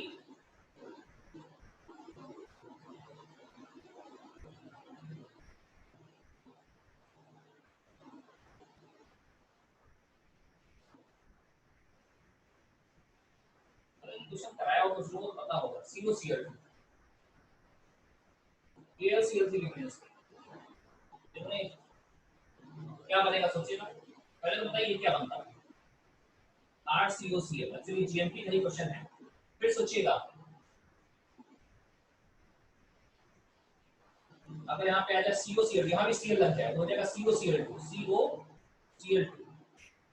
AlCl3। इन दोनों का प्रोडक्ट अल्डेट कीटोन नहीं है, ठीक है ना, इसको एक्सेस में लिया गया, ध्यान रखना है सेकंड केस में। फिर देखो पहला, दूसरा, तीसरा, इन दो क्वेश्चन को आप सोच पा रहे हो क्या? अगर नहीं सोच पा रहे हो तो लिख के छोड़ दो, ठीक है। अभी इनमें वैसे तो इसी टाइप के हैं, गाटामैन टाइप ही हैं, उसी टाइप को सोचोगे तो बन जाएगा। AlCl3 यहाँ से Cl हटाएगा, यहाँ प्लस चार्ज आएगा, ये प्लस चार्ज आके यहाँ जुड़ जाएगा। ऐसे यहाँ देखिए, यहाँ पे क्या है, इसी टाइप का स्ट्रक्चर है, 2 Cl हो गए, ऐसा ही जैसा कि गाटामैन में होता था। ये AlCl3 यहाँ से HCl से वहाँ से HCl को Cl हटा के यहाँ से Cl हटाएगा, यहाँ प्लस चार्ज आएगा, एक बार ये जुड़ेगा, एक बार जुड़ने के बाद फिर क्या होगा, फिर ये वाला Cl हटेगा, फिर दोबारा इसमें जुड़ेगा, तो एक्सेस में है। दोनों प्रोडक्ट सोचिए, बताइए क्या है जल्दी से।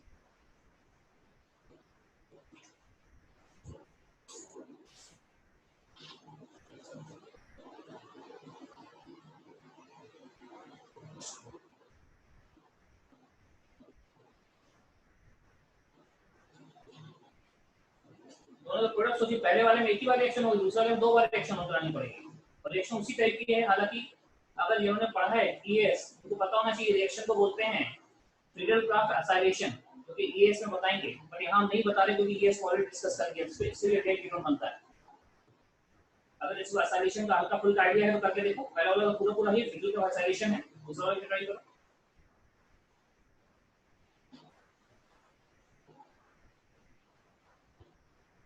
पहले का प्रोडक्ट बन गया बच्चों? Yes sir. गुड। दूसरे का? Yes sir. Yes sir.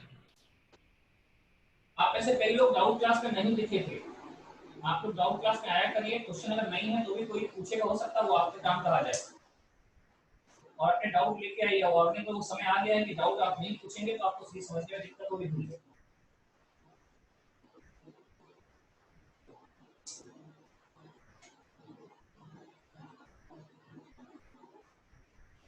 इसमें पहली बार जैसे यहाँ पे क्या हुआ, सी यहाँ से सी रहता, ये RCH जुड़ा है, इसमें भी सी रहता, ये पूरा इधर से जुड़ गया, और दोबारा चूंकि एक्सेस पे है तो फिर से रिएक्ट करेगा किसके संग, इसी के संग। तो पहले AlCl3 इसको हटाएगा, यहाँ प्लस चार्ज आएगा और ये जाके इस रिंग में दूसरी रिंग में जुड़ जाएगा। ये रिंग जो एक्सेस में है ना, दूसरे सिस्टम में इसमें जुड़ जाएगा, ऐसा हो जाएगा। ये रिंग पुरानी है, ये CO पुराना था, इसमें एक नया रिंग और ये वाला रिंग नया जुड़ जाएगी, नया रिंग उधर जुड़ जाएगा। ये भी कीटोन है, ये भी कीटोन है, ये भी कीटोन, इसलिए ये रिएक्शन जो फ्रीडल-क्राफ्ट रिएक्शन होती है, जो कि ईएस का एग्जांपल है, इसको हम यहाँ पे यूज कर सकते हो जीएनपी में भी, पर यहाँ जीएनपी में रिएक्शन करके नहीं लिखा है क्योंकि ईएस का पार्ट है, पहले ही पढ़ा देना चाहिए था मुझे। कोई बात नहीं, सब कल से ही पढ़ना शुरू करते हैं, 6:15 से स्टार्ट करेंगे, है ना? कल का टाइम पता, टाइम जो लिख के भेजा उसको फॉलो करेगा बच्चों, तो आपको व्हाट्सएप ग्रुप में टाइम भेजा है ईएस के। Yes sir. कोई भी प्रॉब्लम होगा तो एक दिन पहले बताएगा, उससे भी सुबह बताओ, कोई सॉल्यूशन नहीं निकलेगा। तो मेरा स्कूल का क्लास सेम लिंक ही रहेगा ना, इसी लिंक पे करो, इसी आपके दोनों बैच में कराना, इसी लिंक में करो क्लास, ठीक है? ये इसका लिंक रहेगा। यस सर, उसका रिकॉर्डिंग रहेगा ना? हां, क्यों, क्या हो गया, आप नहीं करोगे क्लास? करेंगे, ऐसे ही पूछ रहे। रिकॉर्डिंग रहेगा लेकिन क्लास करो तो अच्छा नहीं यार, क्लास करना सुबह से जरूरी है। और मैं वीडियो में मैं आपको वीडियो जरूर भेजूंगा, मैं वीडियो क्लास को प्रेफर नहीं करता। वीडियो देखेंगे, वीडियो में शुरू में 10-5 मिनट मन लगता है और उसके बाद मन भटकने लगता है। जैसे क्लास में बैठते ना, क्लास में जब शुरू में पहुंचते हैं जाके क्लास में, इंस्टीट्यूट पहुंचे, क्लास के शुरू में 15 मिनट बड़ा मन लगता है, उसके बाद मन भटकने लगता है, इधर देखते उधर देखते, उधर टीचर का डर नहीं हो तो फिर पढ़े नहीं उसमें। लाइव क्लास में थोड़ा सा इंटरेक्शन रहता है ना? वीडियो में 15-20 मिनट जब मन भटकने लगता है तो बेटर है लाइव क्लास में रहो, ठीक है? वीडियो इसलिए देते ताकि थोड़ा सा हम सिलेबस को स्पीड अप कर पाएं, ठीक है? अदरवाइज ऑर्डरिंग को हम बहुत तेजी से घसीटेंगे नहीं, पढ़ाने की स्पीड वही रहेगी लेकिन ज्यादा क्लासेस पढ़ते हैं, क्लासेस पढ़ाने का एक तरीका है, ठीक है? चलिए सर सेकंड वाला वापस समझा दीजिए। सेकंड वाला बच्चा क्या, पहले एक बार पहले यहाँ जो सा यहाँ तक वैसे यहाँ तक है, बस यहाँ पे R था, यहाँ क्या है, यहाँ C है, बस उतना ही। यहाँ तो सेम है।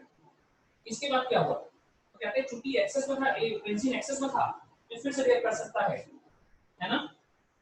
अब यहाँ से यहाँ क्या हुआ, यहाँ से बेंजीन तो वैसे ही है जैसे ये था, ये यहाँ पे, ये यहाँ पे बेंजीन काम कर रहा है, लेकिन जैसे ये RCOCl तो यहाँ क्या हो गया, CC6COCl। तो ये जो पहले स्टेप के जो प्रोडक्ट है, ये रिएक्टेंट काम करने लगा। अब ये जैसे इसमें होता था, C हटता था, ये RCO बना, वैसे इसमें C हटेगा, रिंग और CO बनेगा, और जाके ये जाके दूसरे जुड़ जाएगा। एक बार देख लो, फिर से बता देते हैं कि जैसे ये रिएक्शन हुई ना, ये रिएक्शन इतनी थी, इसमें क्या है, ये उसी टाइप की रिएक्शन थी, इसके बाद इस यहाँ से यहाँ तक यही रिएक्शन रिपीट हो गई। RCOCl की जगह आ गया CC6COCl, यहाँ से हटेगा, ये प्लस आएगा, प्लस जाके दूसरे रिंग पे अटैच होता है, ये दूसरे रिंग पे अटैच हो गया, देखिए उसी टाइप का। ठीक है बच्चों, चलिए प्रॉपर्टीज की तरफ चलते हैं। प्रिपरेशंस ओवर, प्रॉपर्टीज हम लोग स्टार्ट करने जा रहे हैं।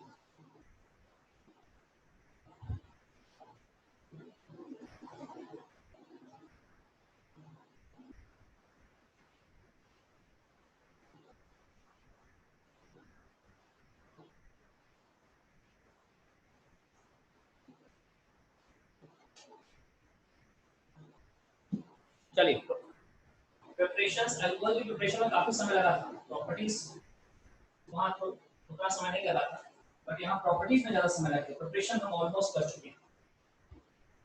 चलिए बच्चों, प्रॉपर्टीज में लिखना शुरू करें। प्रॉपर्टीज।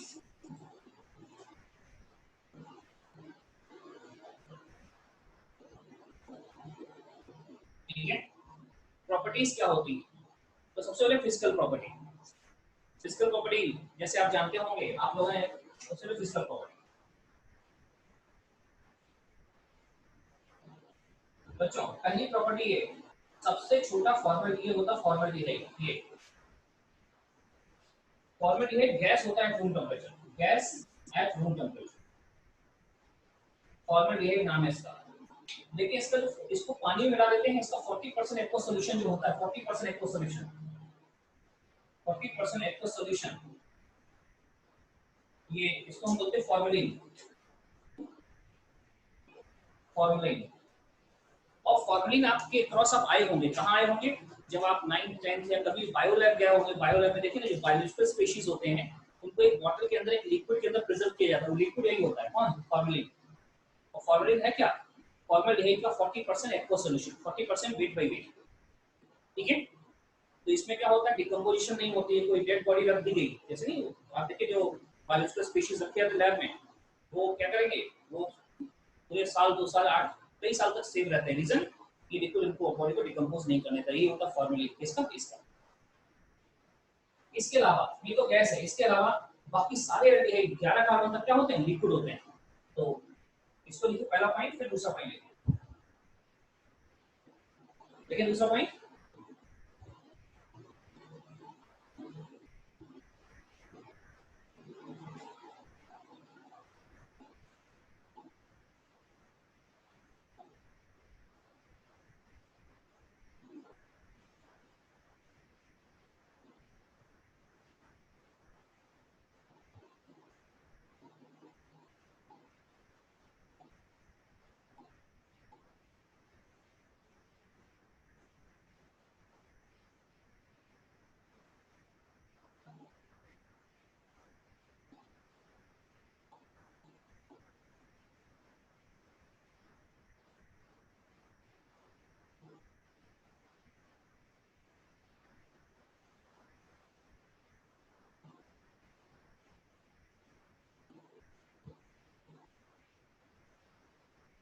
सेकंड पॉइंट लिखिए, all other aldehyde up to 11 carbon, all other aldehyde and ketone up to 11 carbon, all other aldehyde and ketone up to 11 carbon are colourless liquid, are colourless liquid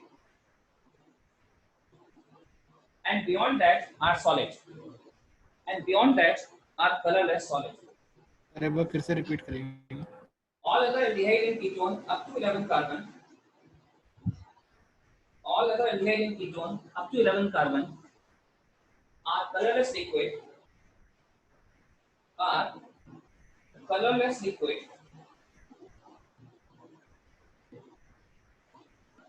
and beyond that are colorless solid, and beyond that are colorless solid.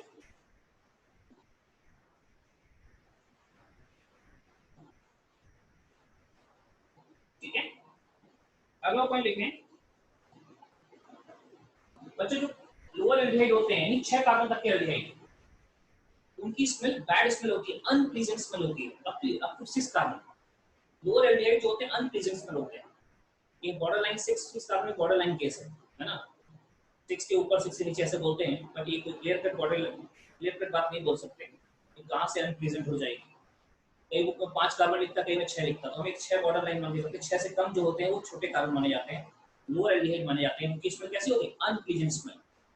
और 6 carbon से ऊपर के aldehyde, 6 carbon से ऊपर के aldehyde और सारे ketone सारे, इनकी स्मेल कैसी होती है, प्लीजेंट स्मेल होती है। एल्डिहाइड की स्मेल बैड है अप टू 6 कार्बन, उसके बियॉन्ड अच्छी, वो उसकी स्मेल भी अच्छी होती है, फ्रूटी स्मेल होती है। कीटोन की तो हमेशा फ्रूटी होती है। लिखिएगा next point, lower aldehyde have unpleasant smell, lower aldehyde have unpleasant smell,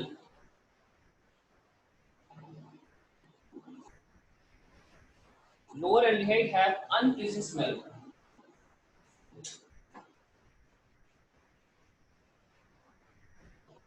backend लिखें, unpleasant smell बैकएंड कुछ नहीं लिखना, lower aldehyde have unpleasant smell, while ketone and higher aldehyde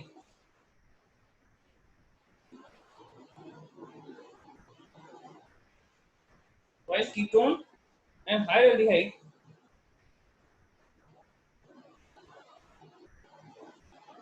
have fruity smell.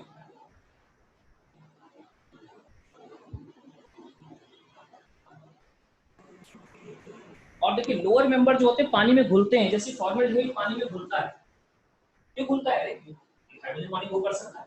Lower member पानी में घुलते हैं, लेकिन जैसे carbon बढ़ेंगे उनकी पानी में सॉल्युबिलिटी घटना शुरू हो जाएगी, घटती जाएगी। ठीक है, next point, lower members are soluble in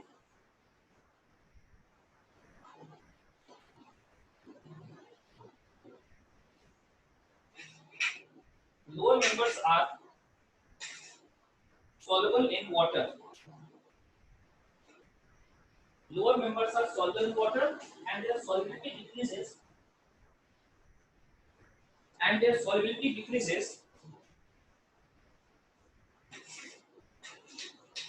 with increasing molecular weight.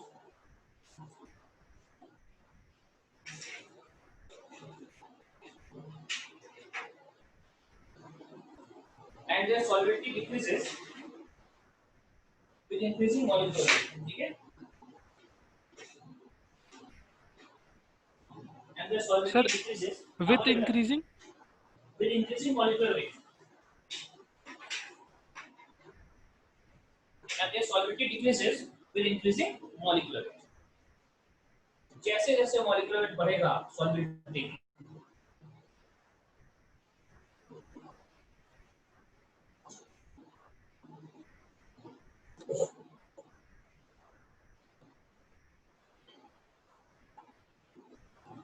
ठीक है। तो आपने कुछ चीजें समझी कि फिजिकल प्रॉपर्टीज थी।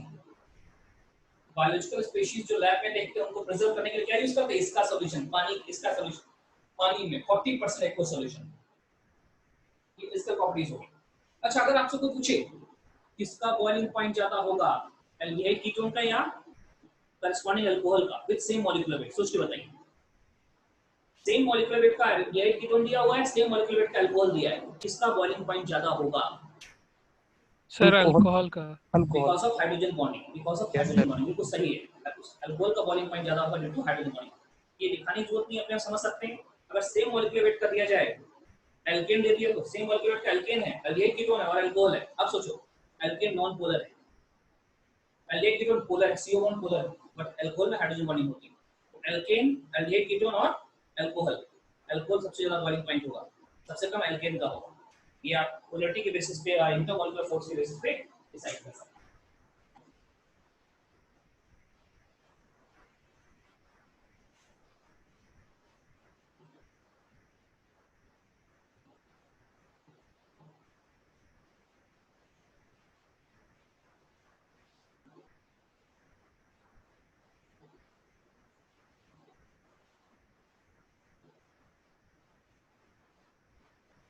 चलिए अगला पॉइंट,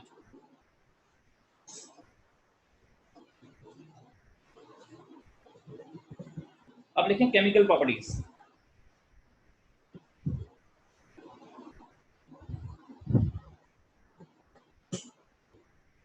फिजिकल प्रॉपर्टी के बाद आप लिखिए केमिकल प्रॉपर्टीज। बच्चों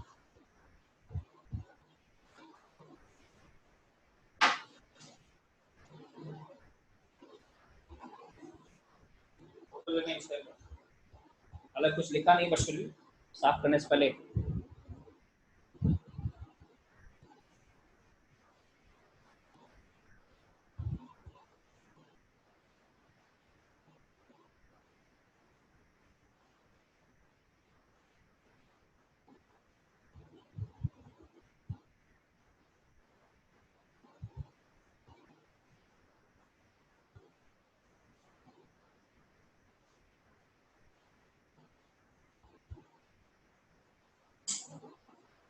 ठीक है। चलिए केमिकल प्रॉपर्टीज लिखिए।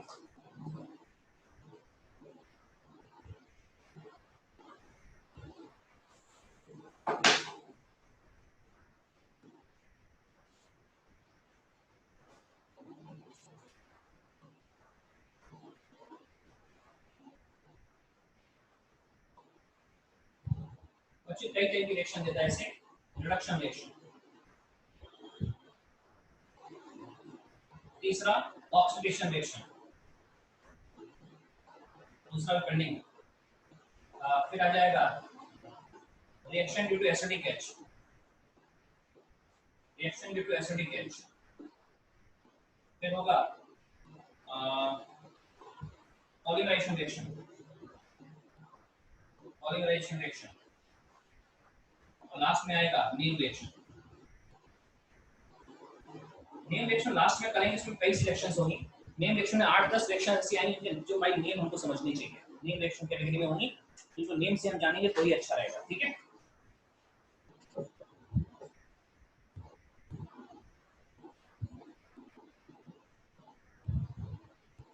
तो देखिए जरा, reduction, oxidation, reaction due to acidic H, polymerization and name reaction. और यहाँ पे एक रिएक्शन रह गई, that is nucleophilic substitution reaction, nucleophilic addition, nucleophilic addition, nucleophilic addition reaction, right.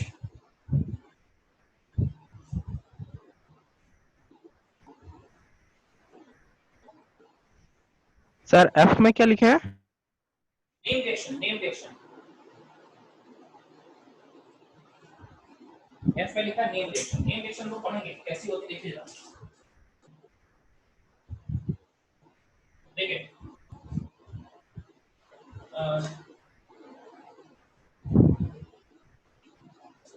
सबसे पहले हम लोग बात करते हैं रिडक्शन रिएक्शन, जो हम पढ़ चुके हैं, खाली नाम देना है। रिडक्शन रिएक्शन आप पढ़ेंगे, एल्डेहाइड में रिडक्शन जो होता है वो हमने पढ़ा हुआ है।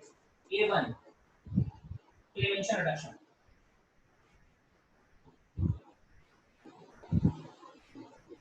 A2 Wolff reduction,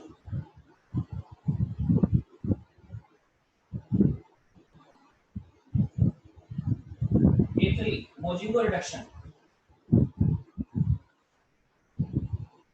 A4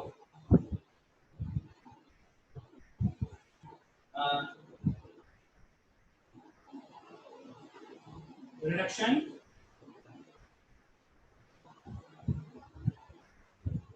to give alcohol, ये बताया भी हमने। ऐसे एक था ना metal hydrogen with catalyst, LiH4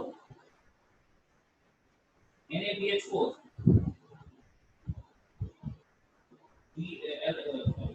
डाइबल,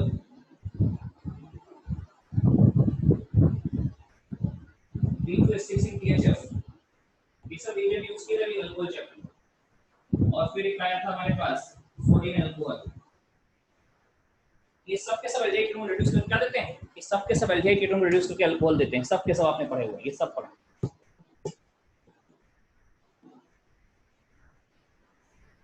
ठीक है, reduction to give alcohol, hydrogen catalyst, ये अल्कोहल चैप्टर में पढ़े हैं। A4 वाले सब अल्कोहल चैप्टर में पढ़े हैं। ठीक है, फिर A5 में MPD रिडक्शन, MPD रिडक्शन, ये अल्कोहल मैंने आपको बताया MPD reduction. A6 pinacol, pinacol reduction, pinacol reduction, pinacol का फॉर्मेशन था और रिडक्शन हुए एल्डिहाइड कीटोन से बनता है। ये सब आपने डिस्कस किया है। तो ये रिडक्शन वाली पार्ट हम कर चुके हैं पूरा, इसलिए मैंने कहा एक बार नाम गिनाने में अच्छा रहेगा, तो इतने सारा नाम मैंने गिना दिया रिडक्शन वाला पार्ट।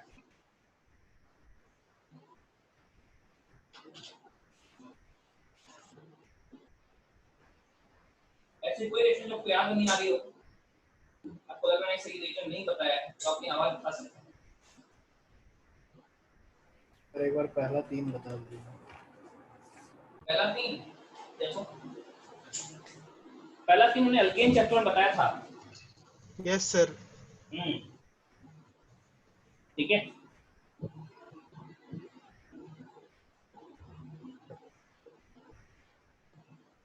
वैसे मैं रिकॉल करा देता हूँ, और अगर आप चाहें तो ये अल्केन चैप्टर में उसका वीडियो उस समय का शुरू के 1-2 क्लास के वीडियो छोड़ के बाकी सारे वीडियो में ऑलमोस्ट फेसबुक पे डाले, आप वहां से रिफर कर सकते हैं। ठीक है, तो होता क्या इन तीनों में एक ही काम होता है बच्चा, क्या, ये जो एल्डिहाइड कीटोन है ना, इससे हम एल्केन बनाते हैं। ये एल्डिहाइड कीटोन से एल्केन बनेगा, तीनों रिएक्शन। क्या होगा यहाँ पे तीनों रिएक्शन में यहाँ पे हाइड्रोजन आ जाएगा, CH2 के पास आ गया। अब कहते हैं काम एक ही है, चाहे आप क्लेमेंशन बोले, ग्रुप क्वेश्चन मोजिंगो कुछ भी बोले, एक ही काम। एल्डिहाइड कीटोन ग्रुप जाएगा और सीधे सीधे वहाँ CH2 आ जाएगा। इसके तरीके अलग अलग हो सकते हैं, इस रास्ते से गए, इधर से गए, इधर से गए। अगर एसिडिक मीडियम होगा, एसिडिक मीडियम, तो इसको हम लोग पहला वाला नाम देते हैं, क्लेमेंशन यहाँ लिखता है जिंक ZnHgNaCl लेते हैं, रीजन स्पेसिफिक है। ZnHgNaCl को अमलगेटेड जिंक बोलते हैं, ये पहली रिएक्शन है, क्लेमेंशन रिडक्शन। वुल्फ क्रिस्टल जो है बेसिक मीडियम में होता है, बेसिक मीडियम। इसमें हम NH2 हाइड्रोजन लेते हैं, NH2 इन बेस, कोई बेस करेंगे साथ। और तीसरा जो है मोजिंगो, इसमें कोई मीडियम नहीं होता है, डिटेल मैंने वहां बताए थे कि न्यूट्रल मीडियम में होता है। इसमें आप लेते हैं CH2SH, ये लेते हैं CH, पहले स्टेप में CH2SH, और दूसरे स्टेप में रहने निकल लेते हैं। ये तीसरा है कौन सा, मोजिंगो रिडक्शन।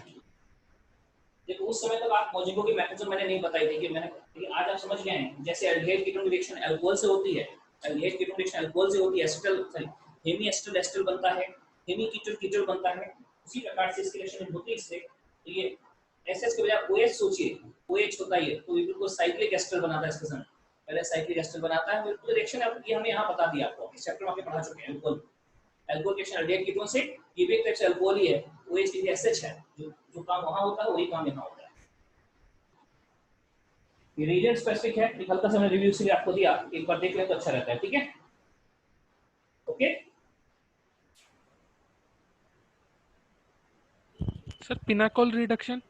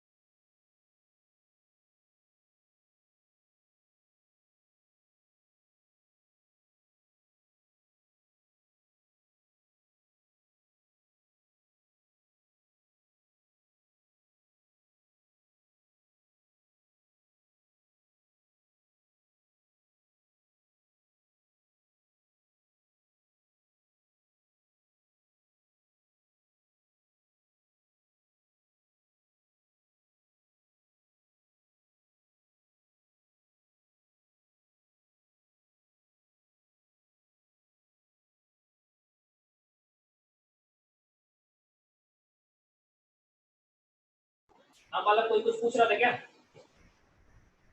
सर पिनाकोल रिडक्शन, ए पिनाकोल तो अभी बताया था, पिनाकोल तो अभी चैप्टर में बताए थे, रिकॉल कराते, रुको ना करा देंगे, आपने बोला, लेकिन पिनाकोल तो अभी जस्ट बताया पिछले चैप्टर में। पिनाकोल रिडक्शन लिखा ना, तो ऐसा था पिनाकोल रिडक्शन।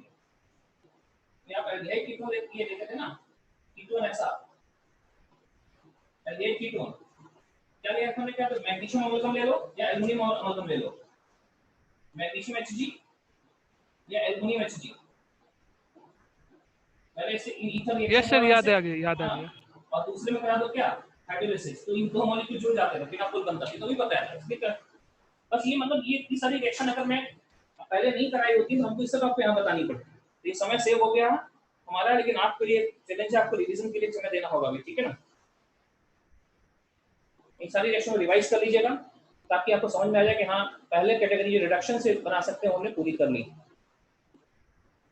इससे जुड़े हुए क्वेश्चन आपको मिल सकते हैं और मिलेंगे इस चैप्टर में, क्योंकि जब हमने आपको हाइड्रोकार्बन पढ़ा तो वहाँ इसके क्वेश्चन आपको नहीं मिले थे, ना के बराबर मिले थे, तो सारे क्वेश्चन यहाँ मिलेंगे, प्रिवेंशन, रूट क्वेश्चन और इसमें। मैं आप चाहूंगा कि उस समय जब आप क्लास में रहे होंगे तो मैंने आपको ये तीनों पढ़ाए थे, फिर कुछ क्वेश्चन दिए तो सारे क्वेश्चन इसी चैप्टर से बेस्ड थे, और वो शुरू के जो 20 क्वेश्चन है, 20-25 क्वेश्चन है ये इस चैप्टर उनमें से ही थे। शुरू के 20-25 क्वेश्चन में से बहुत सारे क्वेश्चन मैंने आपको दिए थे। कोशिश करिए कि आप लोग क्या करें, ये तीनों रिएक्शन एक बार पढ़ लें, जो क्वेश्चन उस समय दिए थे, इस सारे क्वेश्चन में इसी एलडीए के चैप्टर से टिक कराए थे, तो आप एक बार रिवाइज करिए, थोड़ा परफेक्शन आएगा। शुरू के 25 क्वेश्चन के अंदर लगभग 10-15 क्वेश्चन इसी बात के इन तीनों रिएक्शन में बेस्ड है, एक बार देखना है, ठीक है। चलिए अगला रिएक्शन हम लोग स्टार्ट कर रहे हैं बच्चों। ये अगला रिएक्शन है न्यूक्लियोफिलिक एडिशन रिएक्शन। शुरू करते हैं अपन part B, nucleophilic addition reaction, ठीक है।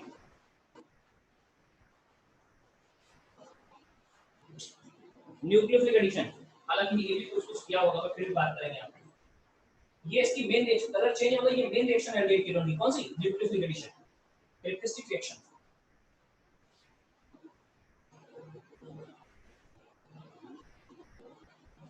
ये सब रिएक्शन बच्चों को पढ़ लेना, ये सब काम आएंगे।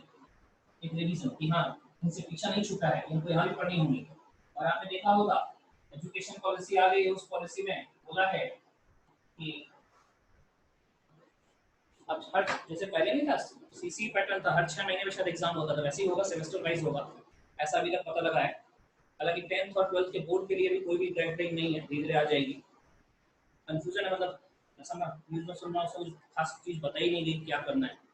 आप लोग ये नहीं, आपको ये पुरानी स्कीम में पढ़ना है, आपको उसी में निकल जाना है। इस साल जो 11th जा रहा है उनको भी इसी में निकल जाना है। अगले साल जो 11th में आएंगे, इस साल नहीं, जो भी कोरोना टाइम पे 11th में गए ना, उनको इसी पॉलिसी में पढ़ना, जो भी रिटर्निंग।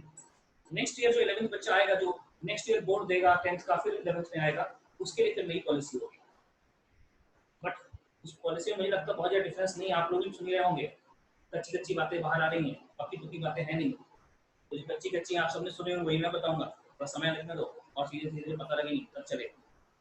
बोल रहे हैं इंटरनल असेसमेंट ज्यादा रहेगा, क्या बता? तो इंटरनल असेसमेंट पे ज्यादा नंबर। हाँ सुना, इंटरनल असेसमेंट उसमें अजीब सा है कि आपको नंबर देने के लिए आपके टीचर भी नंबर देंगे, आपके आप अपने आप को खुद भी नंबर दोगे। और ऐसा मैंने सुना है कि आपको आपके जो कलीग्स हैं, पढ़ने वाले बच्चे आपके संग क्लासमेट्स हैं, वो भी आपको नंबर देंगे। मतलब आपको नंबरिंग बहुत तरीके से हो, बहुत लोग फिर तो हर कोई फेल कर जाएगा सर। नहीं ऐसा नहीं है, अगर आप हमको नंबर स्टूडेंट दोगे तो वाला आपको तो नंबर कर देंगे। ही जाएगा सर।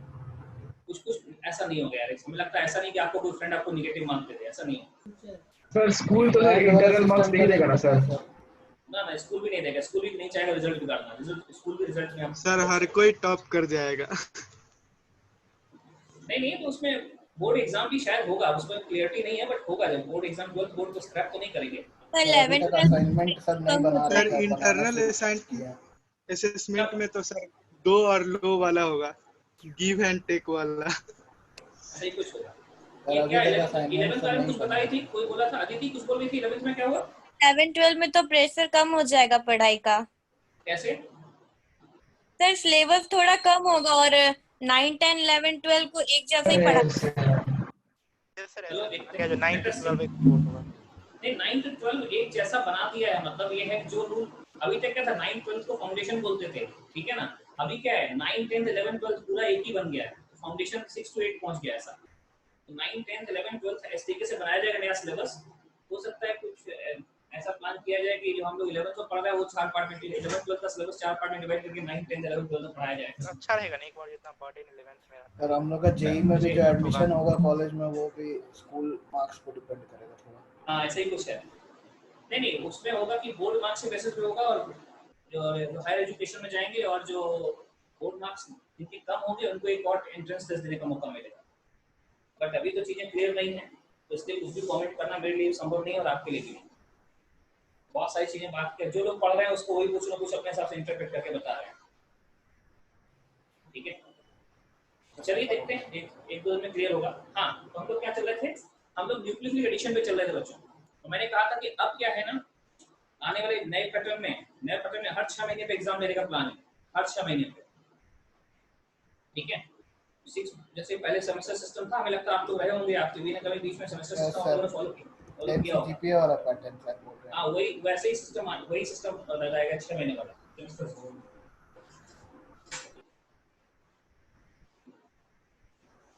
चलिए हम लोग बात करते हैं दूसरा मैकेनिज्म है nucleophilic addition reaction. Nucleophilic addition reaction, देखो बच्चों इसमें न्यूक्लियोफिलिक एडिशन में क्या होता है कि ये रिलेट कीटोन है ना, इसकी रिएक्शन हम कर रहे हैं, suppose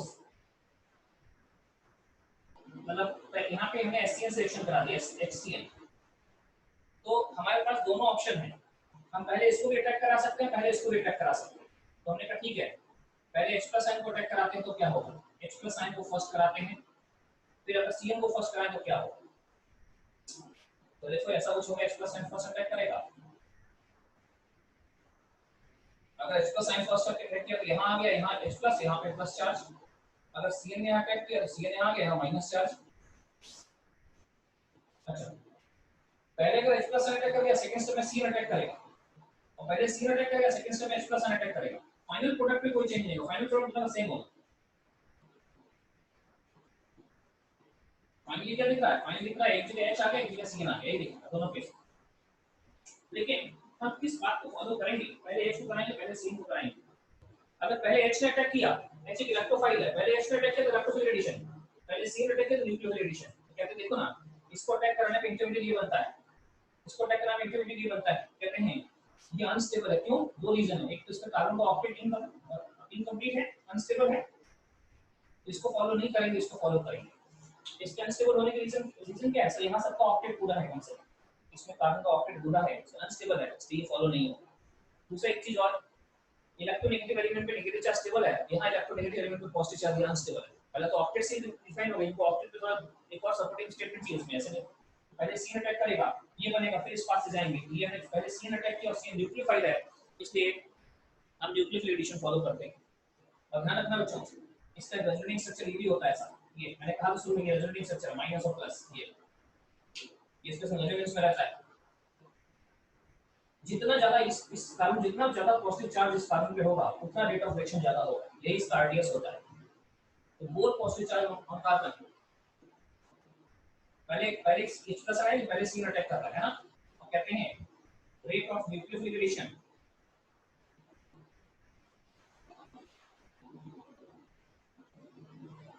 rate of nucleophilation is proportional to positive charge on carbon, is proportional to positive charge on carbon.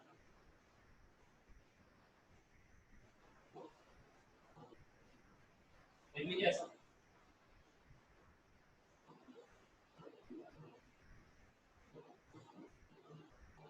rate of nucleophilic addition is proportional to positive charge on carbon, जितना ज्यादा इसमें पॉजिटिव चार्ज होगा उतना ज्यादा ये rate होगा। और ये हमने आपको बताया था कहाँ पे बच्चों, जहाँ हमने वो बताया था गिरनार्ड एजेंट पढ़ा रहे थे ना, reaction of Grignard agent with aldehyde ketone, वहां पता चुके हैं न्यूक्लियोफिलिक रेट ऑफ न्यूक्लियोफिलिकेशन पर काफी कुछ बात कर चुके हैं। ठीक है, एक बार नोट कर लीजिए फटाफट।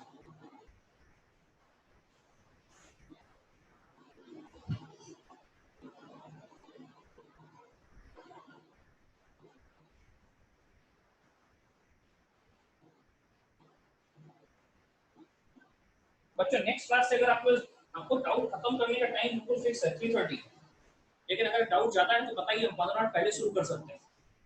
ठीक है, जैसे डाउट ज्यादा है आप लोग हमको मैसेज डालिएगा, सर आज 15 मिनट पहले क्लास शुरू करिए, हम 15 मिनट पहले शुरू करते हैं। खत्म करने का टाइम बिल्कुल 3:30 फिक्स है।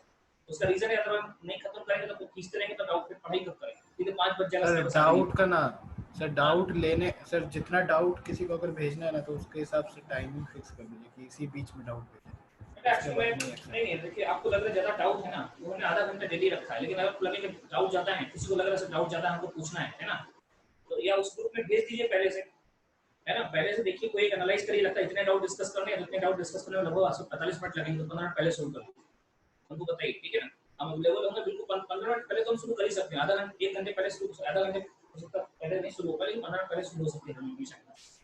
हम 15 मिनट पहले शुरू करते हैं, कभी जरूरत होगी तो आधा घंटे पहले शुरू करते हैं, बहुत रेयर, आधे घंटे बहुत रेयर होगा, 15 मिनट हमेशा हो सकता है, ताकि 3:30 क्लोज कर दें। ठीक है, जैसे भी टाइम हो गया है ना, मेरी अगली क्लास हो सकता है, आपकी क्लास नहीं, मेरी क्लास अगली लगी हुई है, तो मैं आपको ओटीपी दे रहा हूँ, ओटीपी देके नोट कर लीजिए, है ना। और ये इसी को हम आगे कंटिन्यू करेंगे, न्यूक्लियोफिल एडिशन रिएक्शन के टाइप कौन कौन सी रिएक्शन है, गिरनार्ड एजेंट जैसे हम पढ़ चुके हैं, डिस्कस उसके अलावा कौन कौन सी होती है, एल्डिहाइड कीटोन जो है उसके सी पहले न्यूक्लियर अटैक करता है, पहले कार्बन अटैक होता है, ठीक है, वो रिएक्शन डिस्कस करेंगे।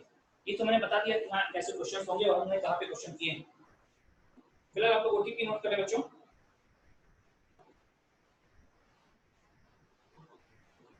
ए बैच का ओटीपी है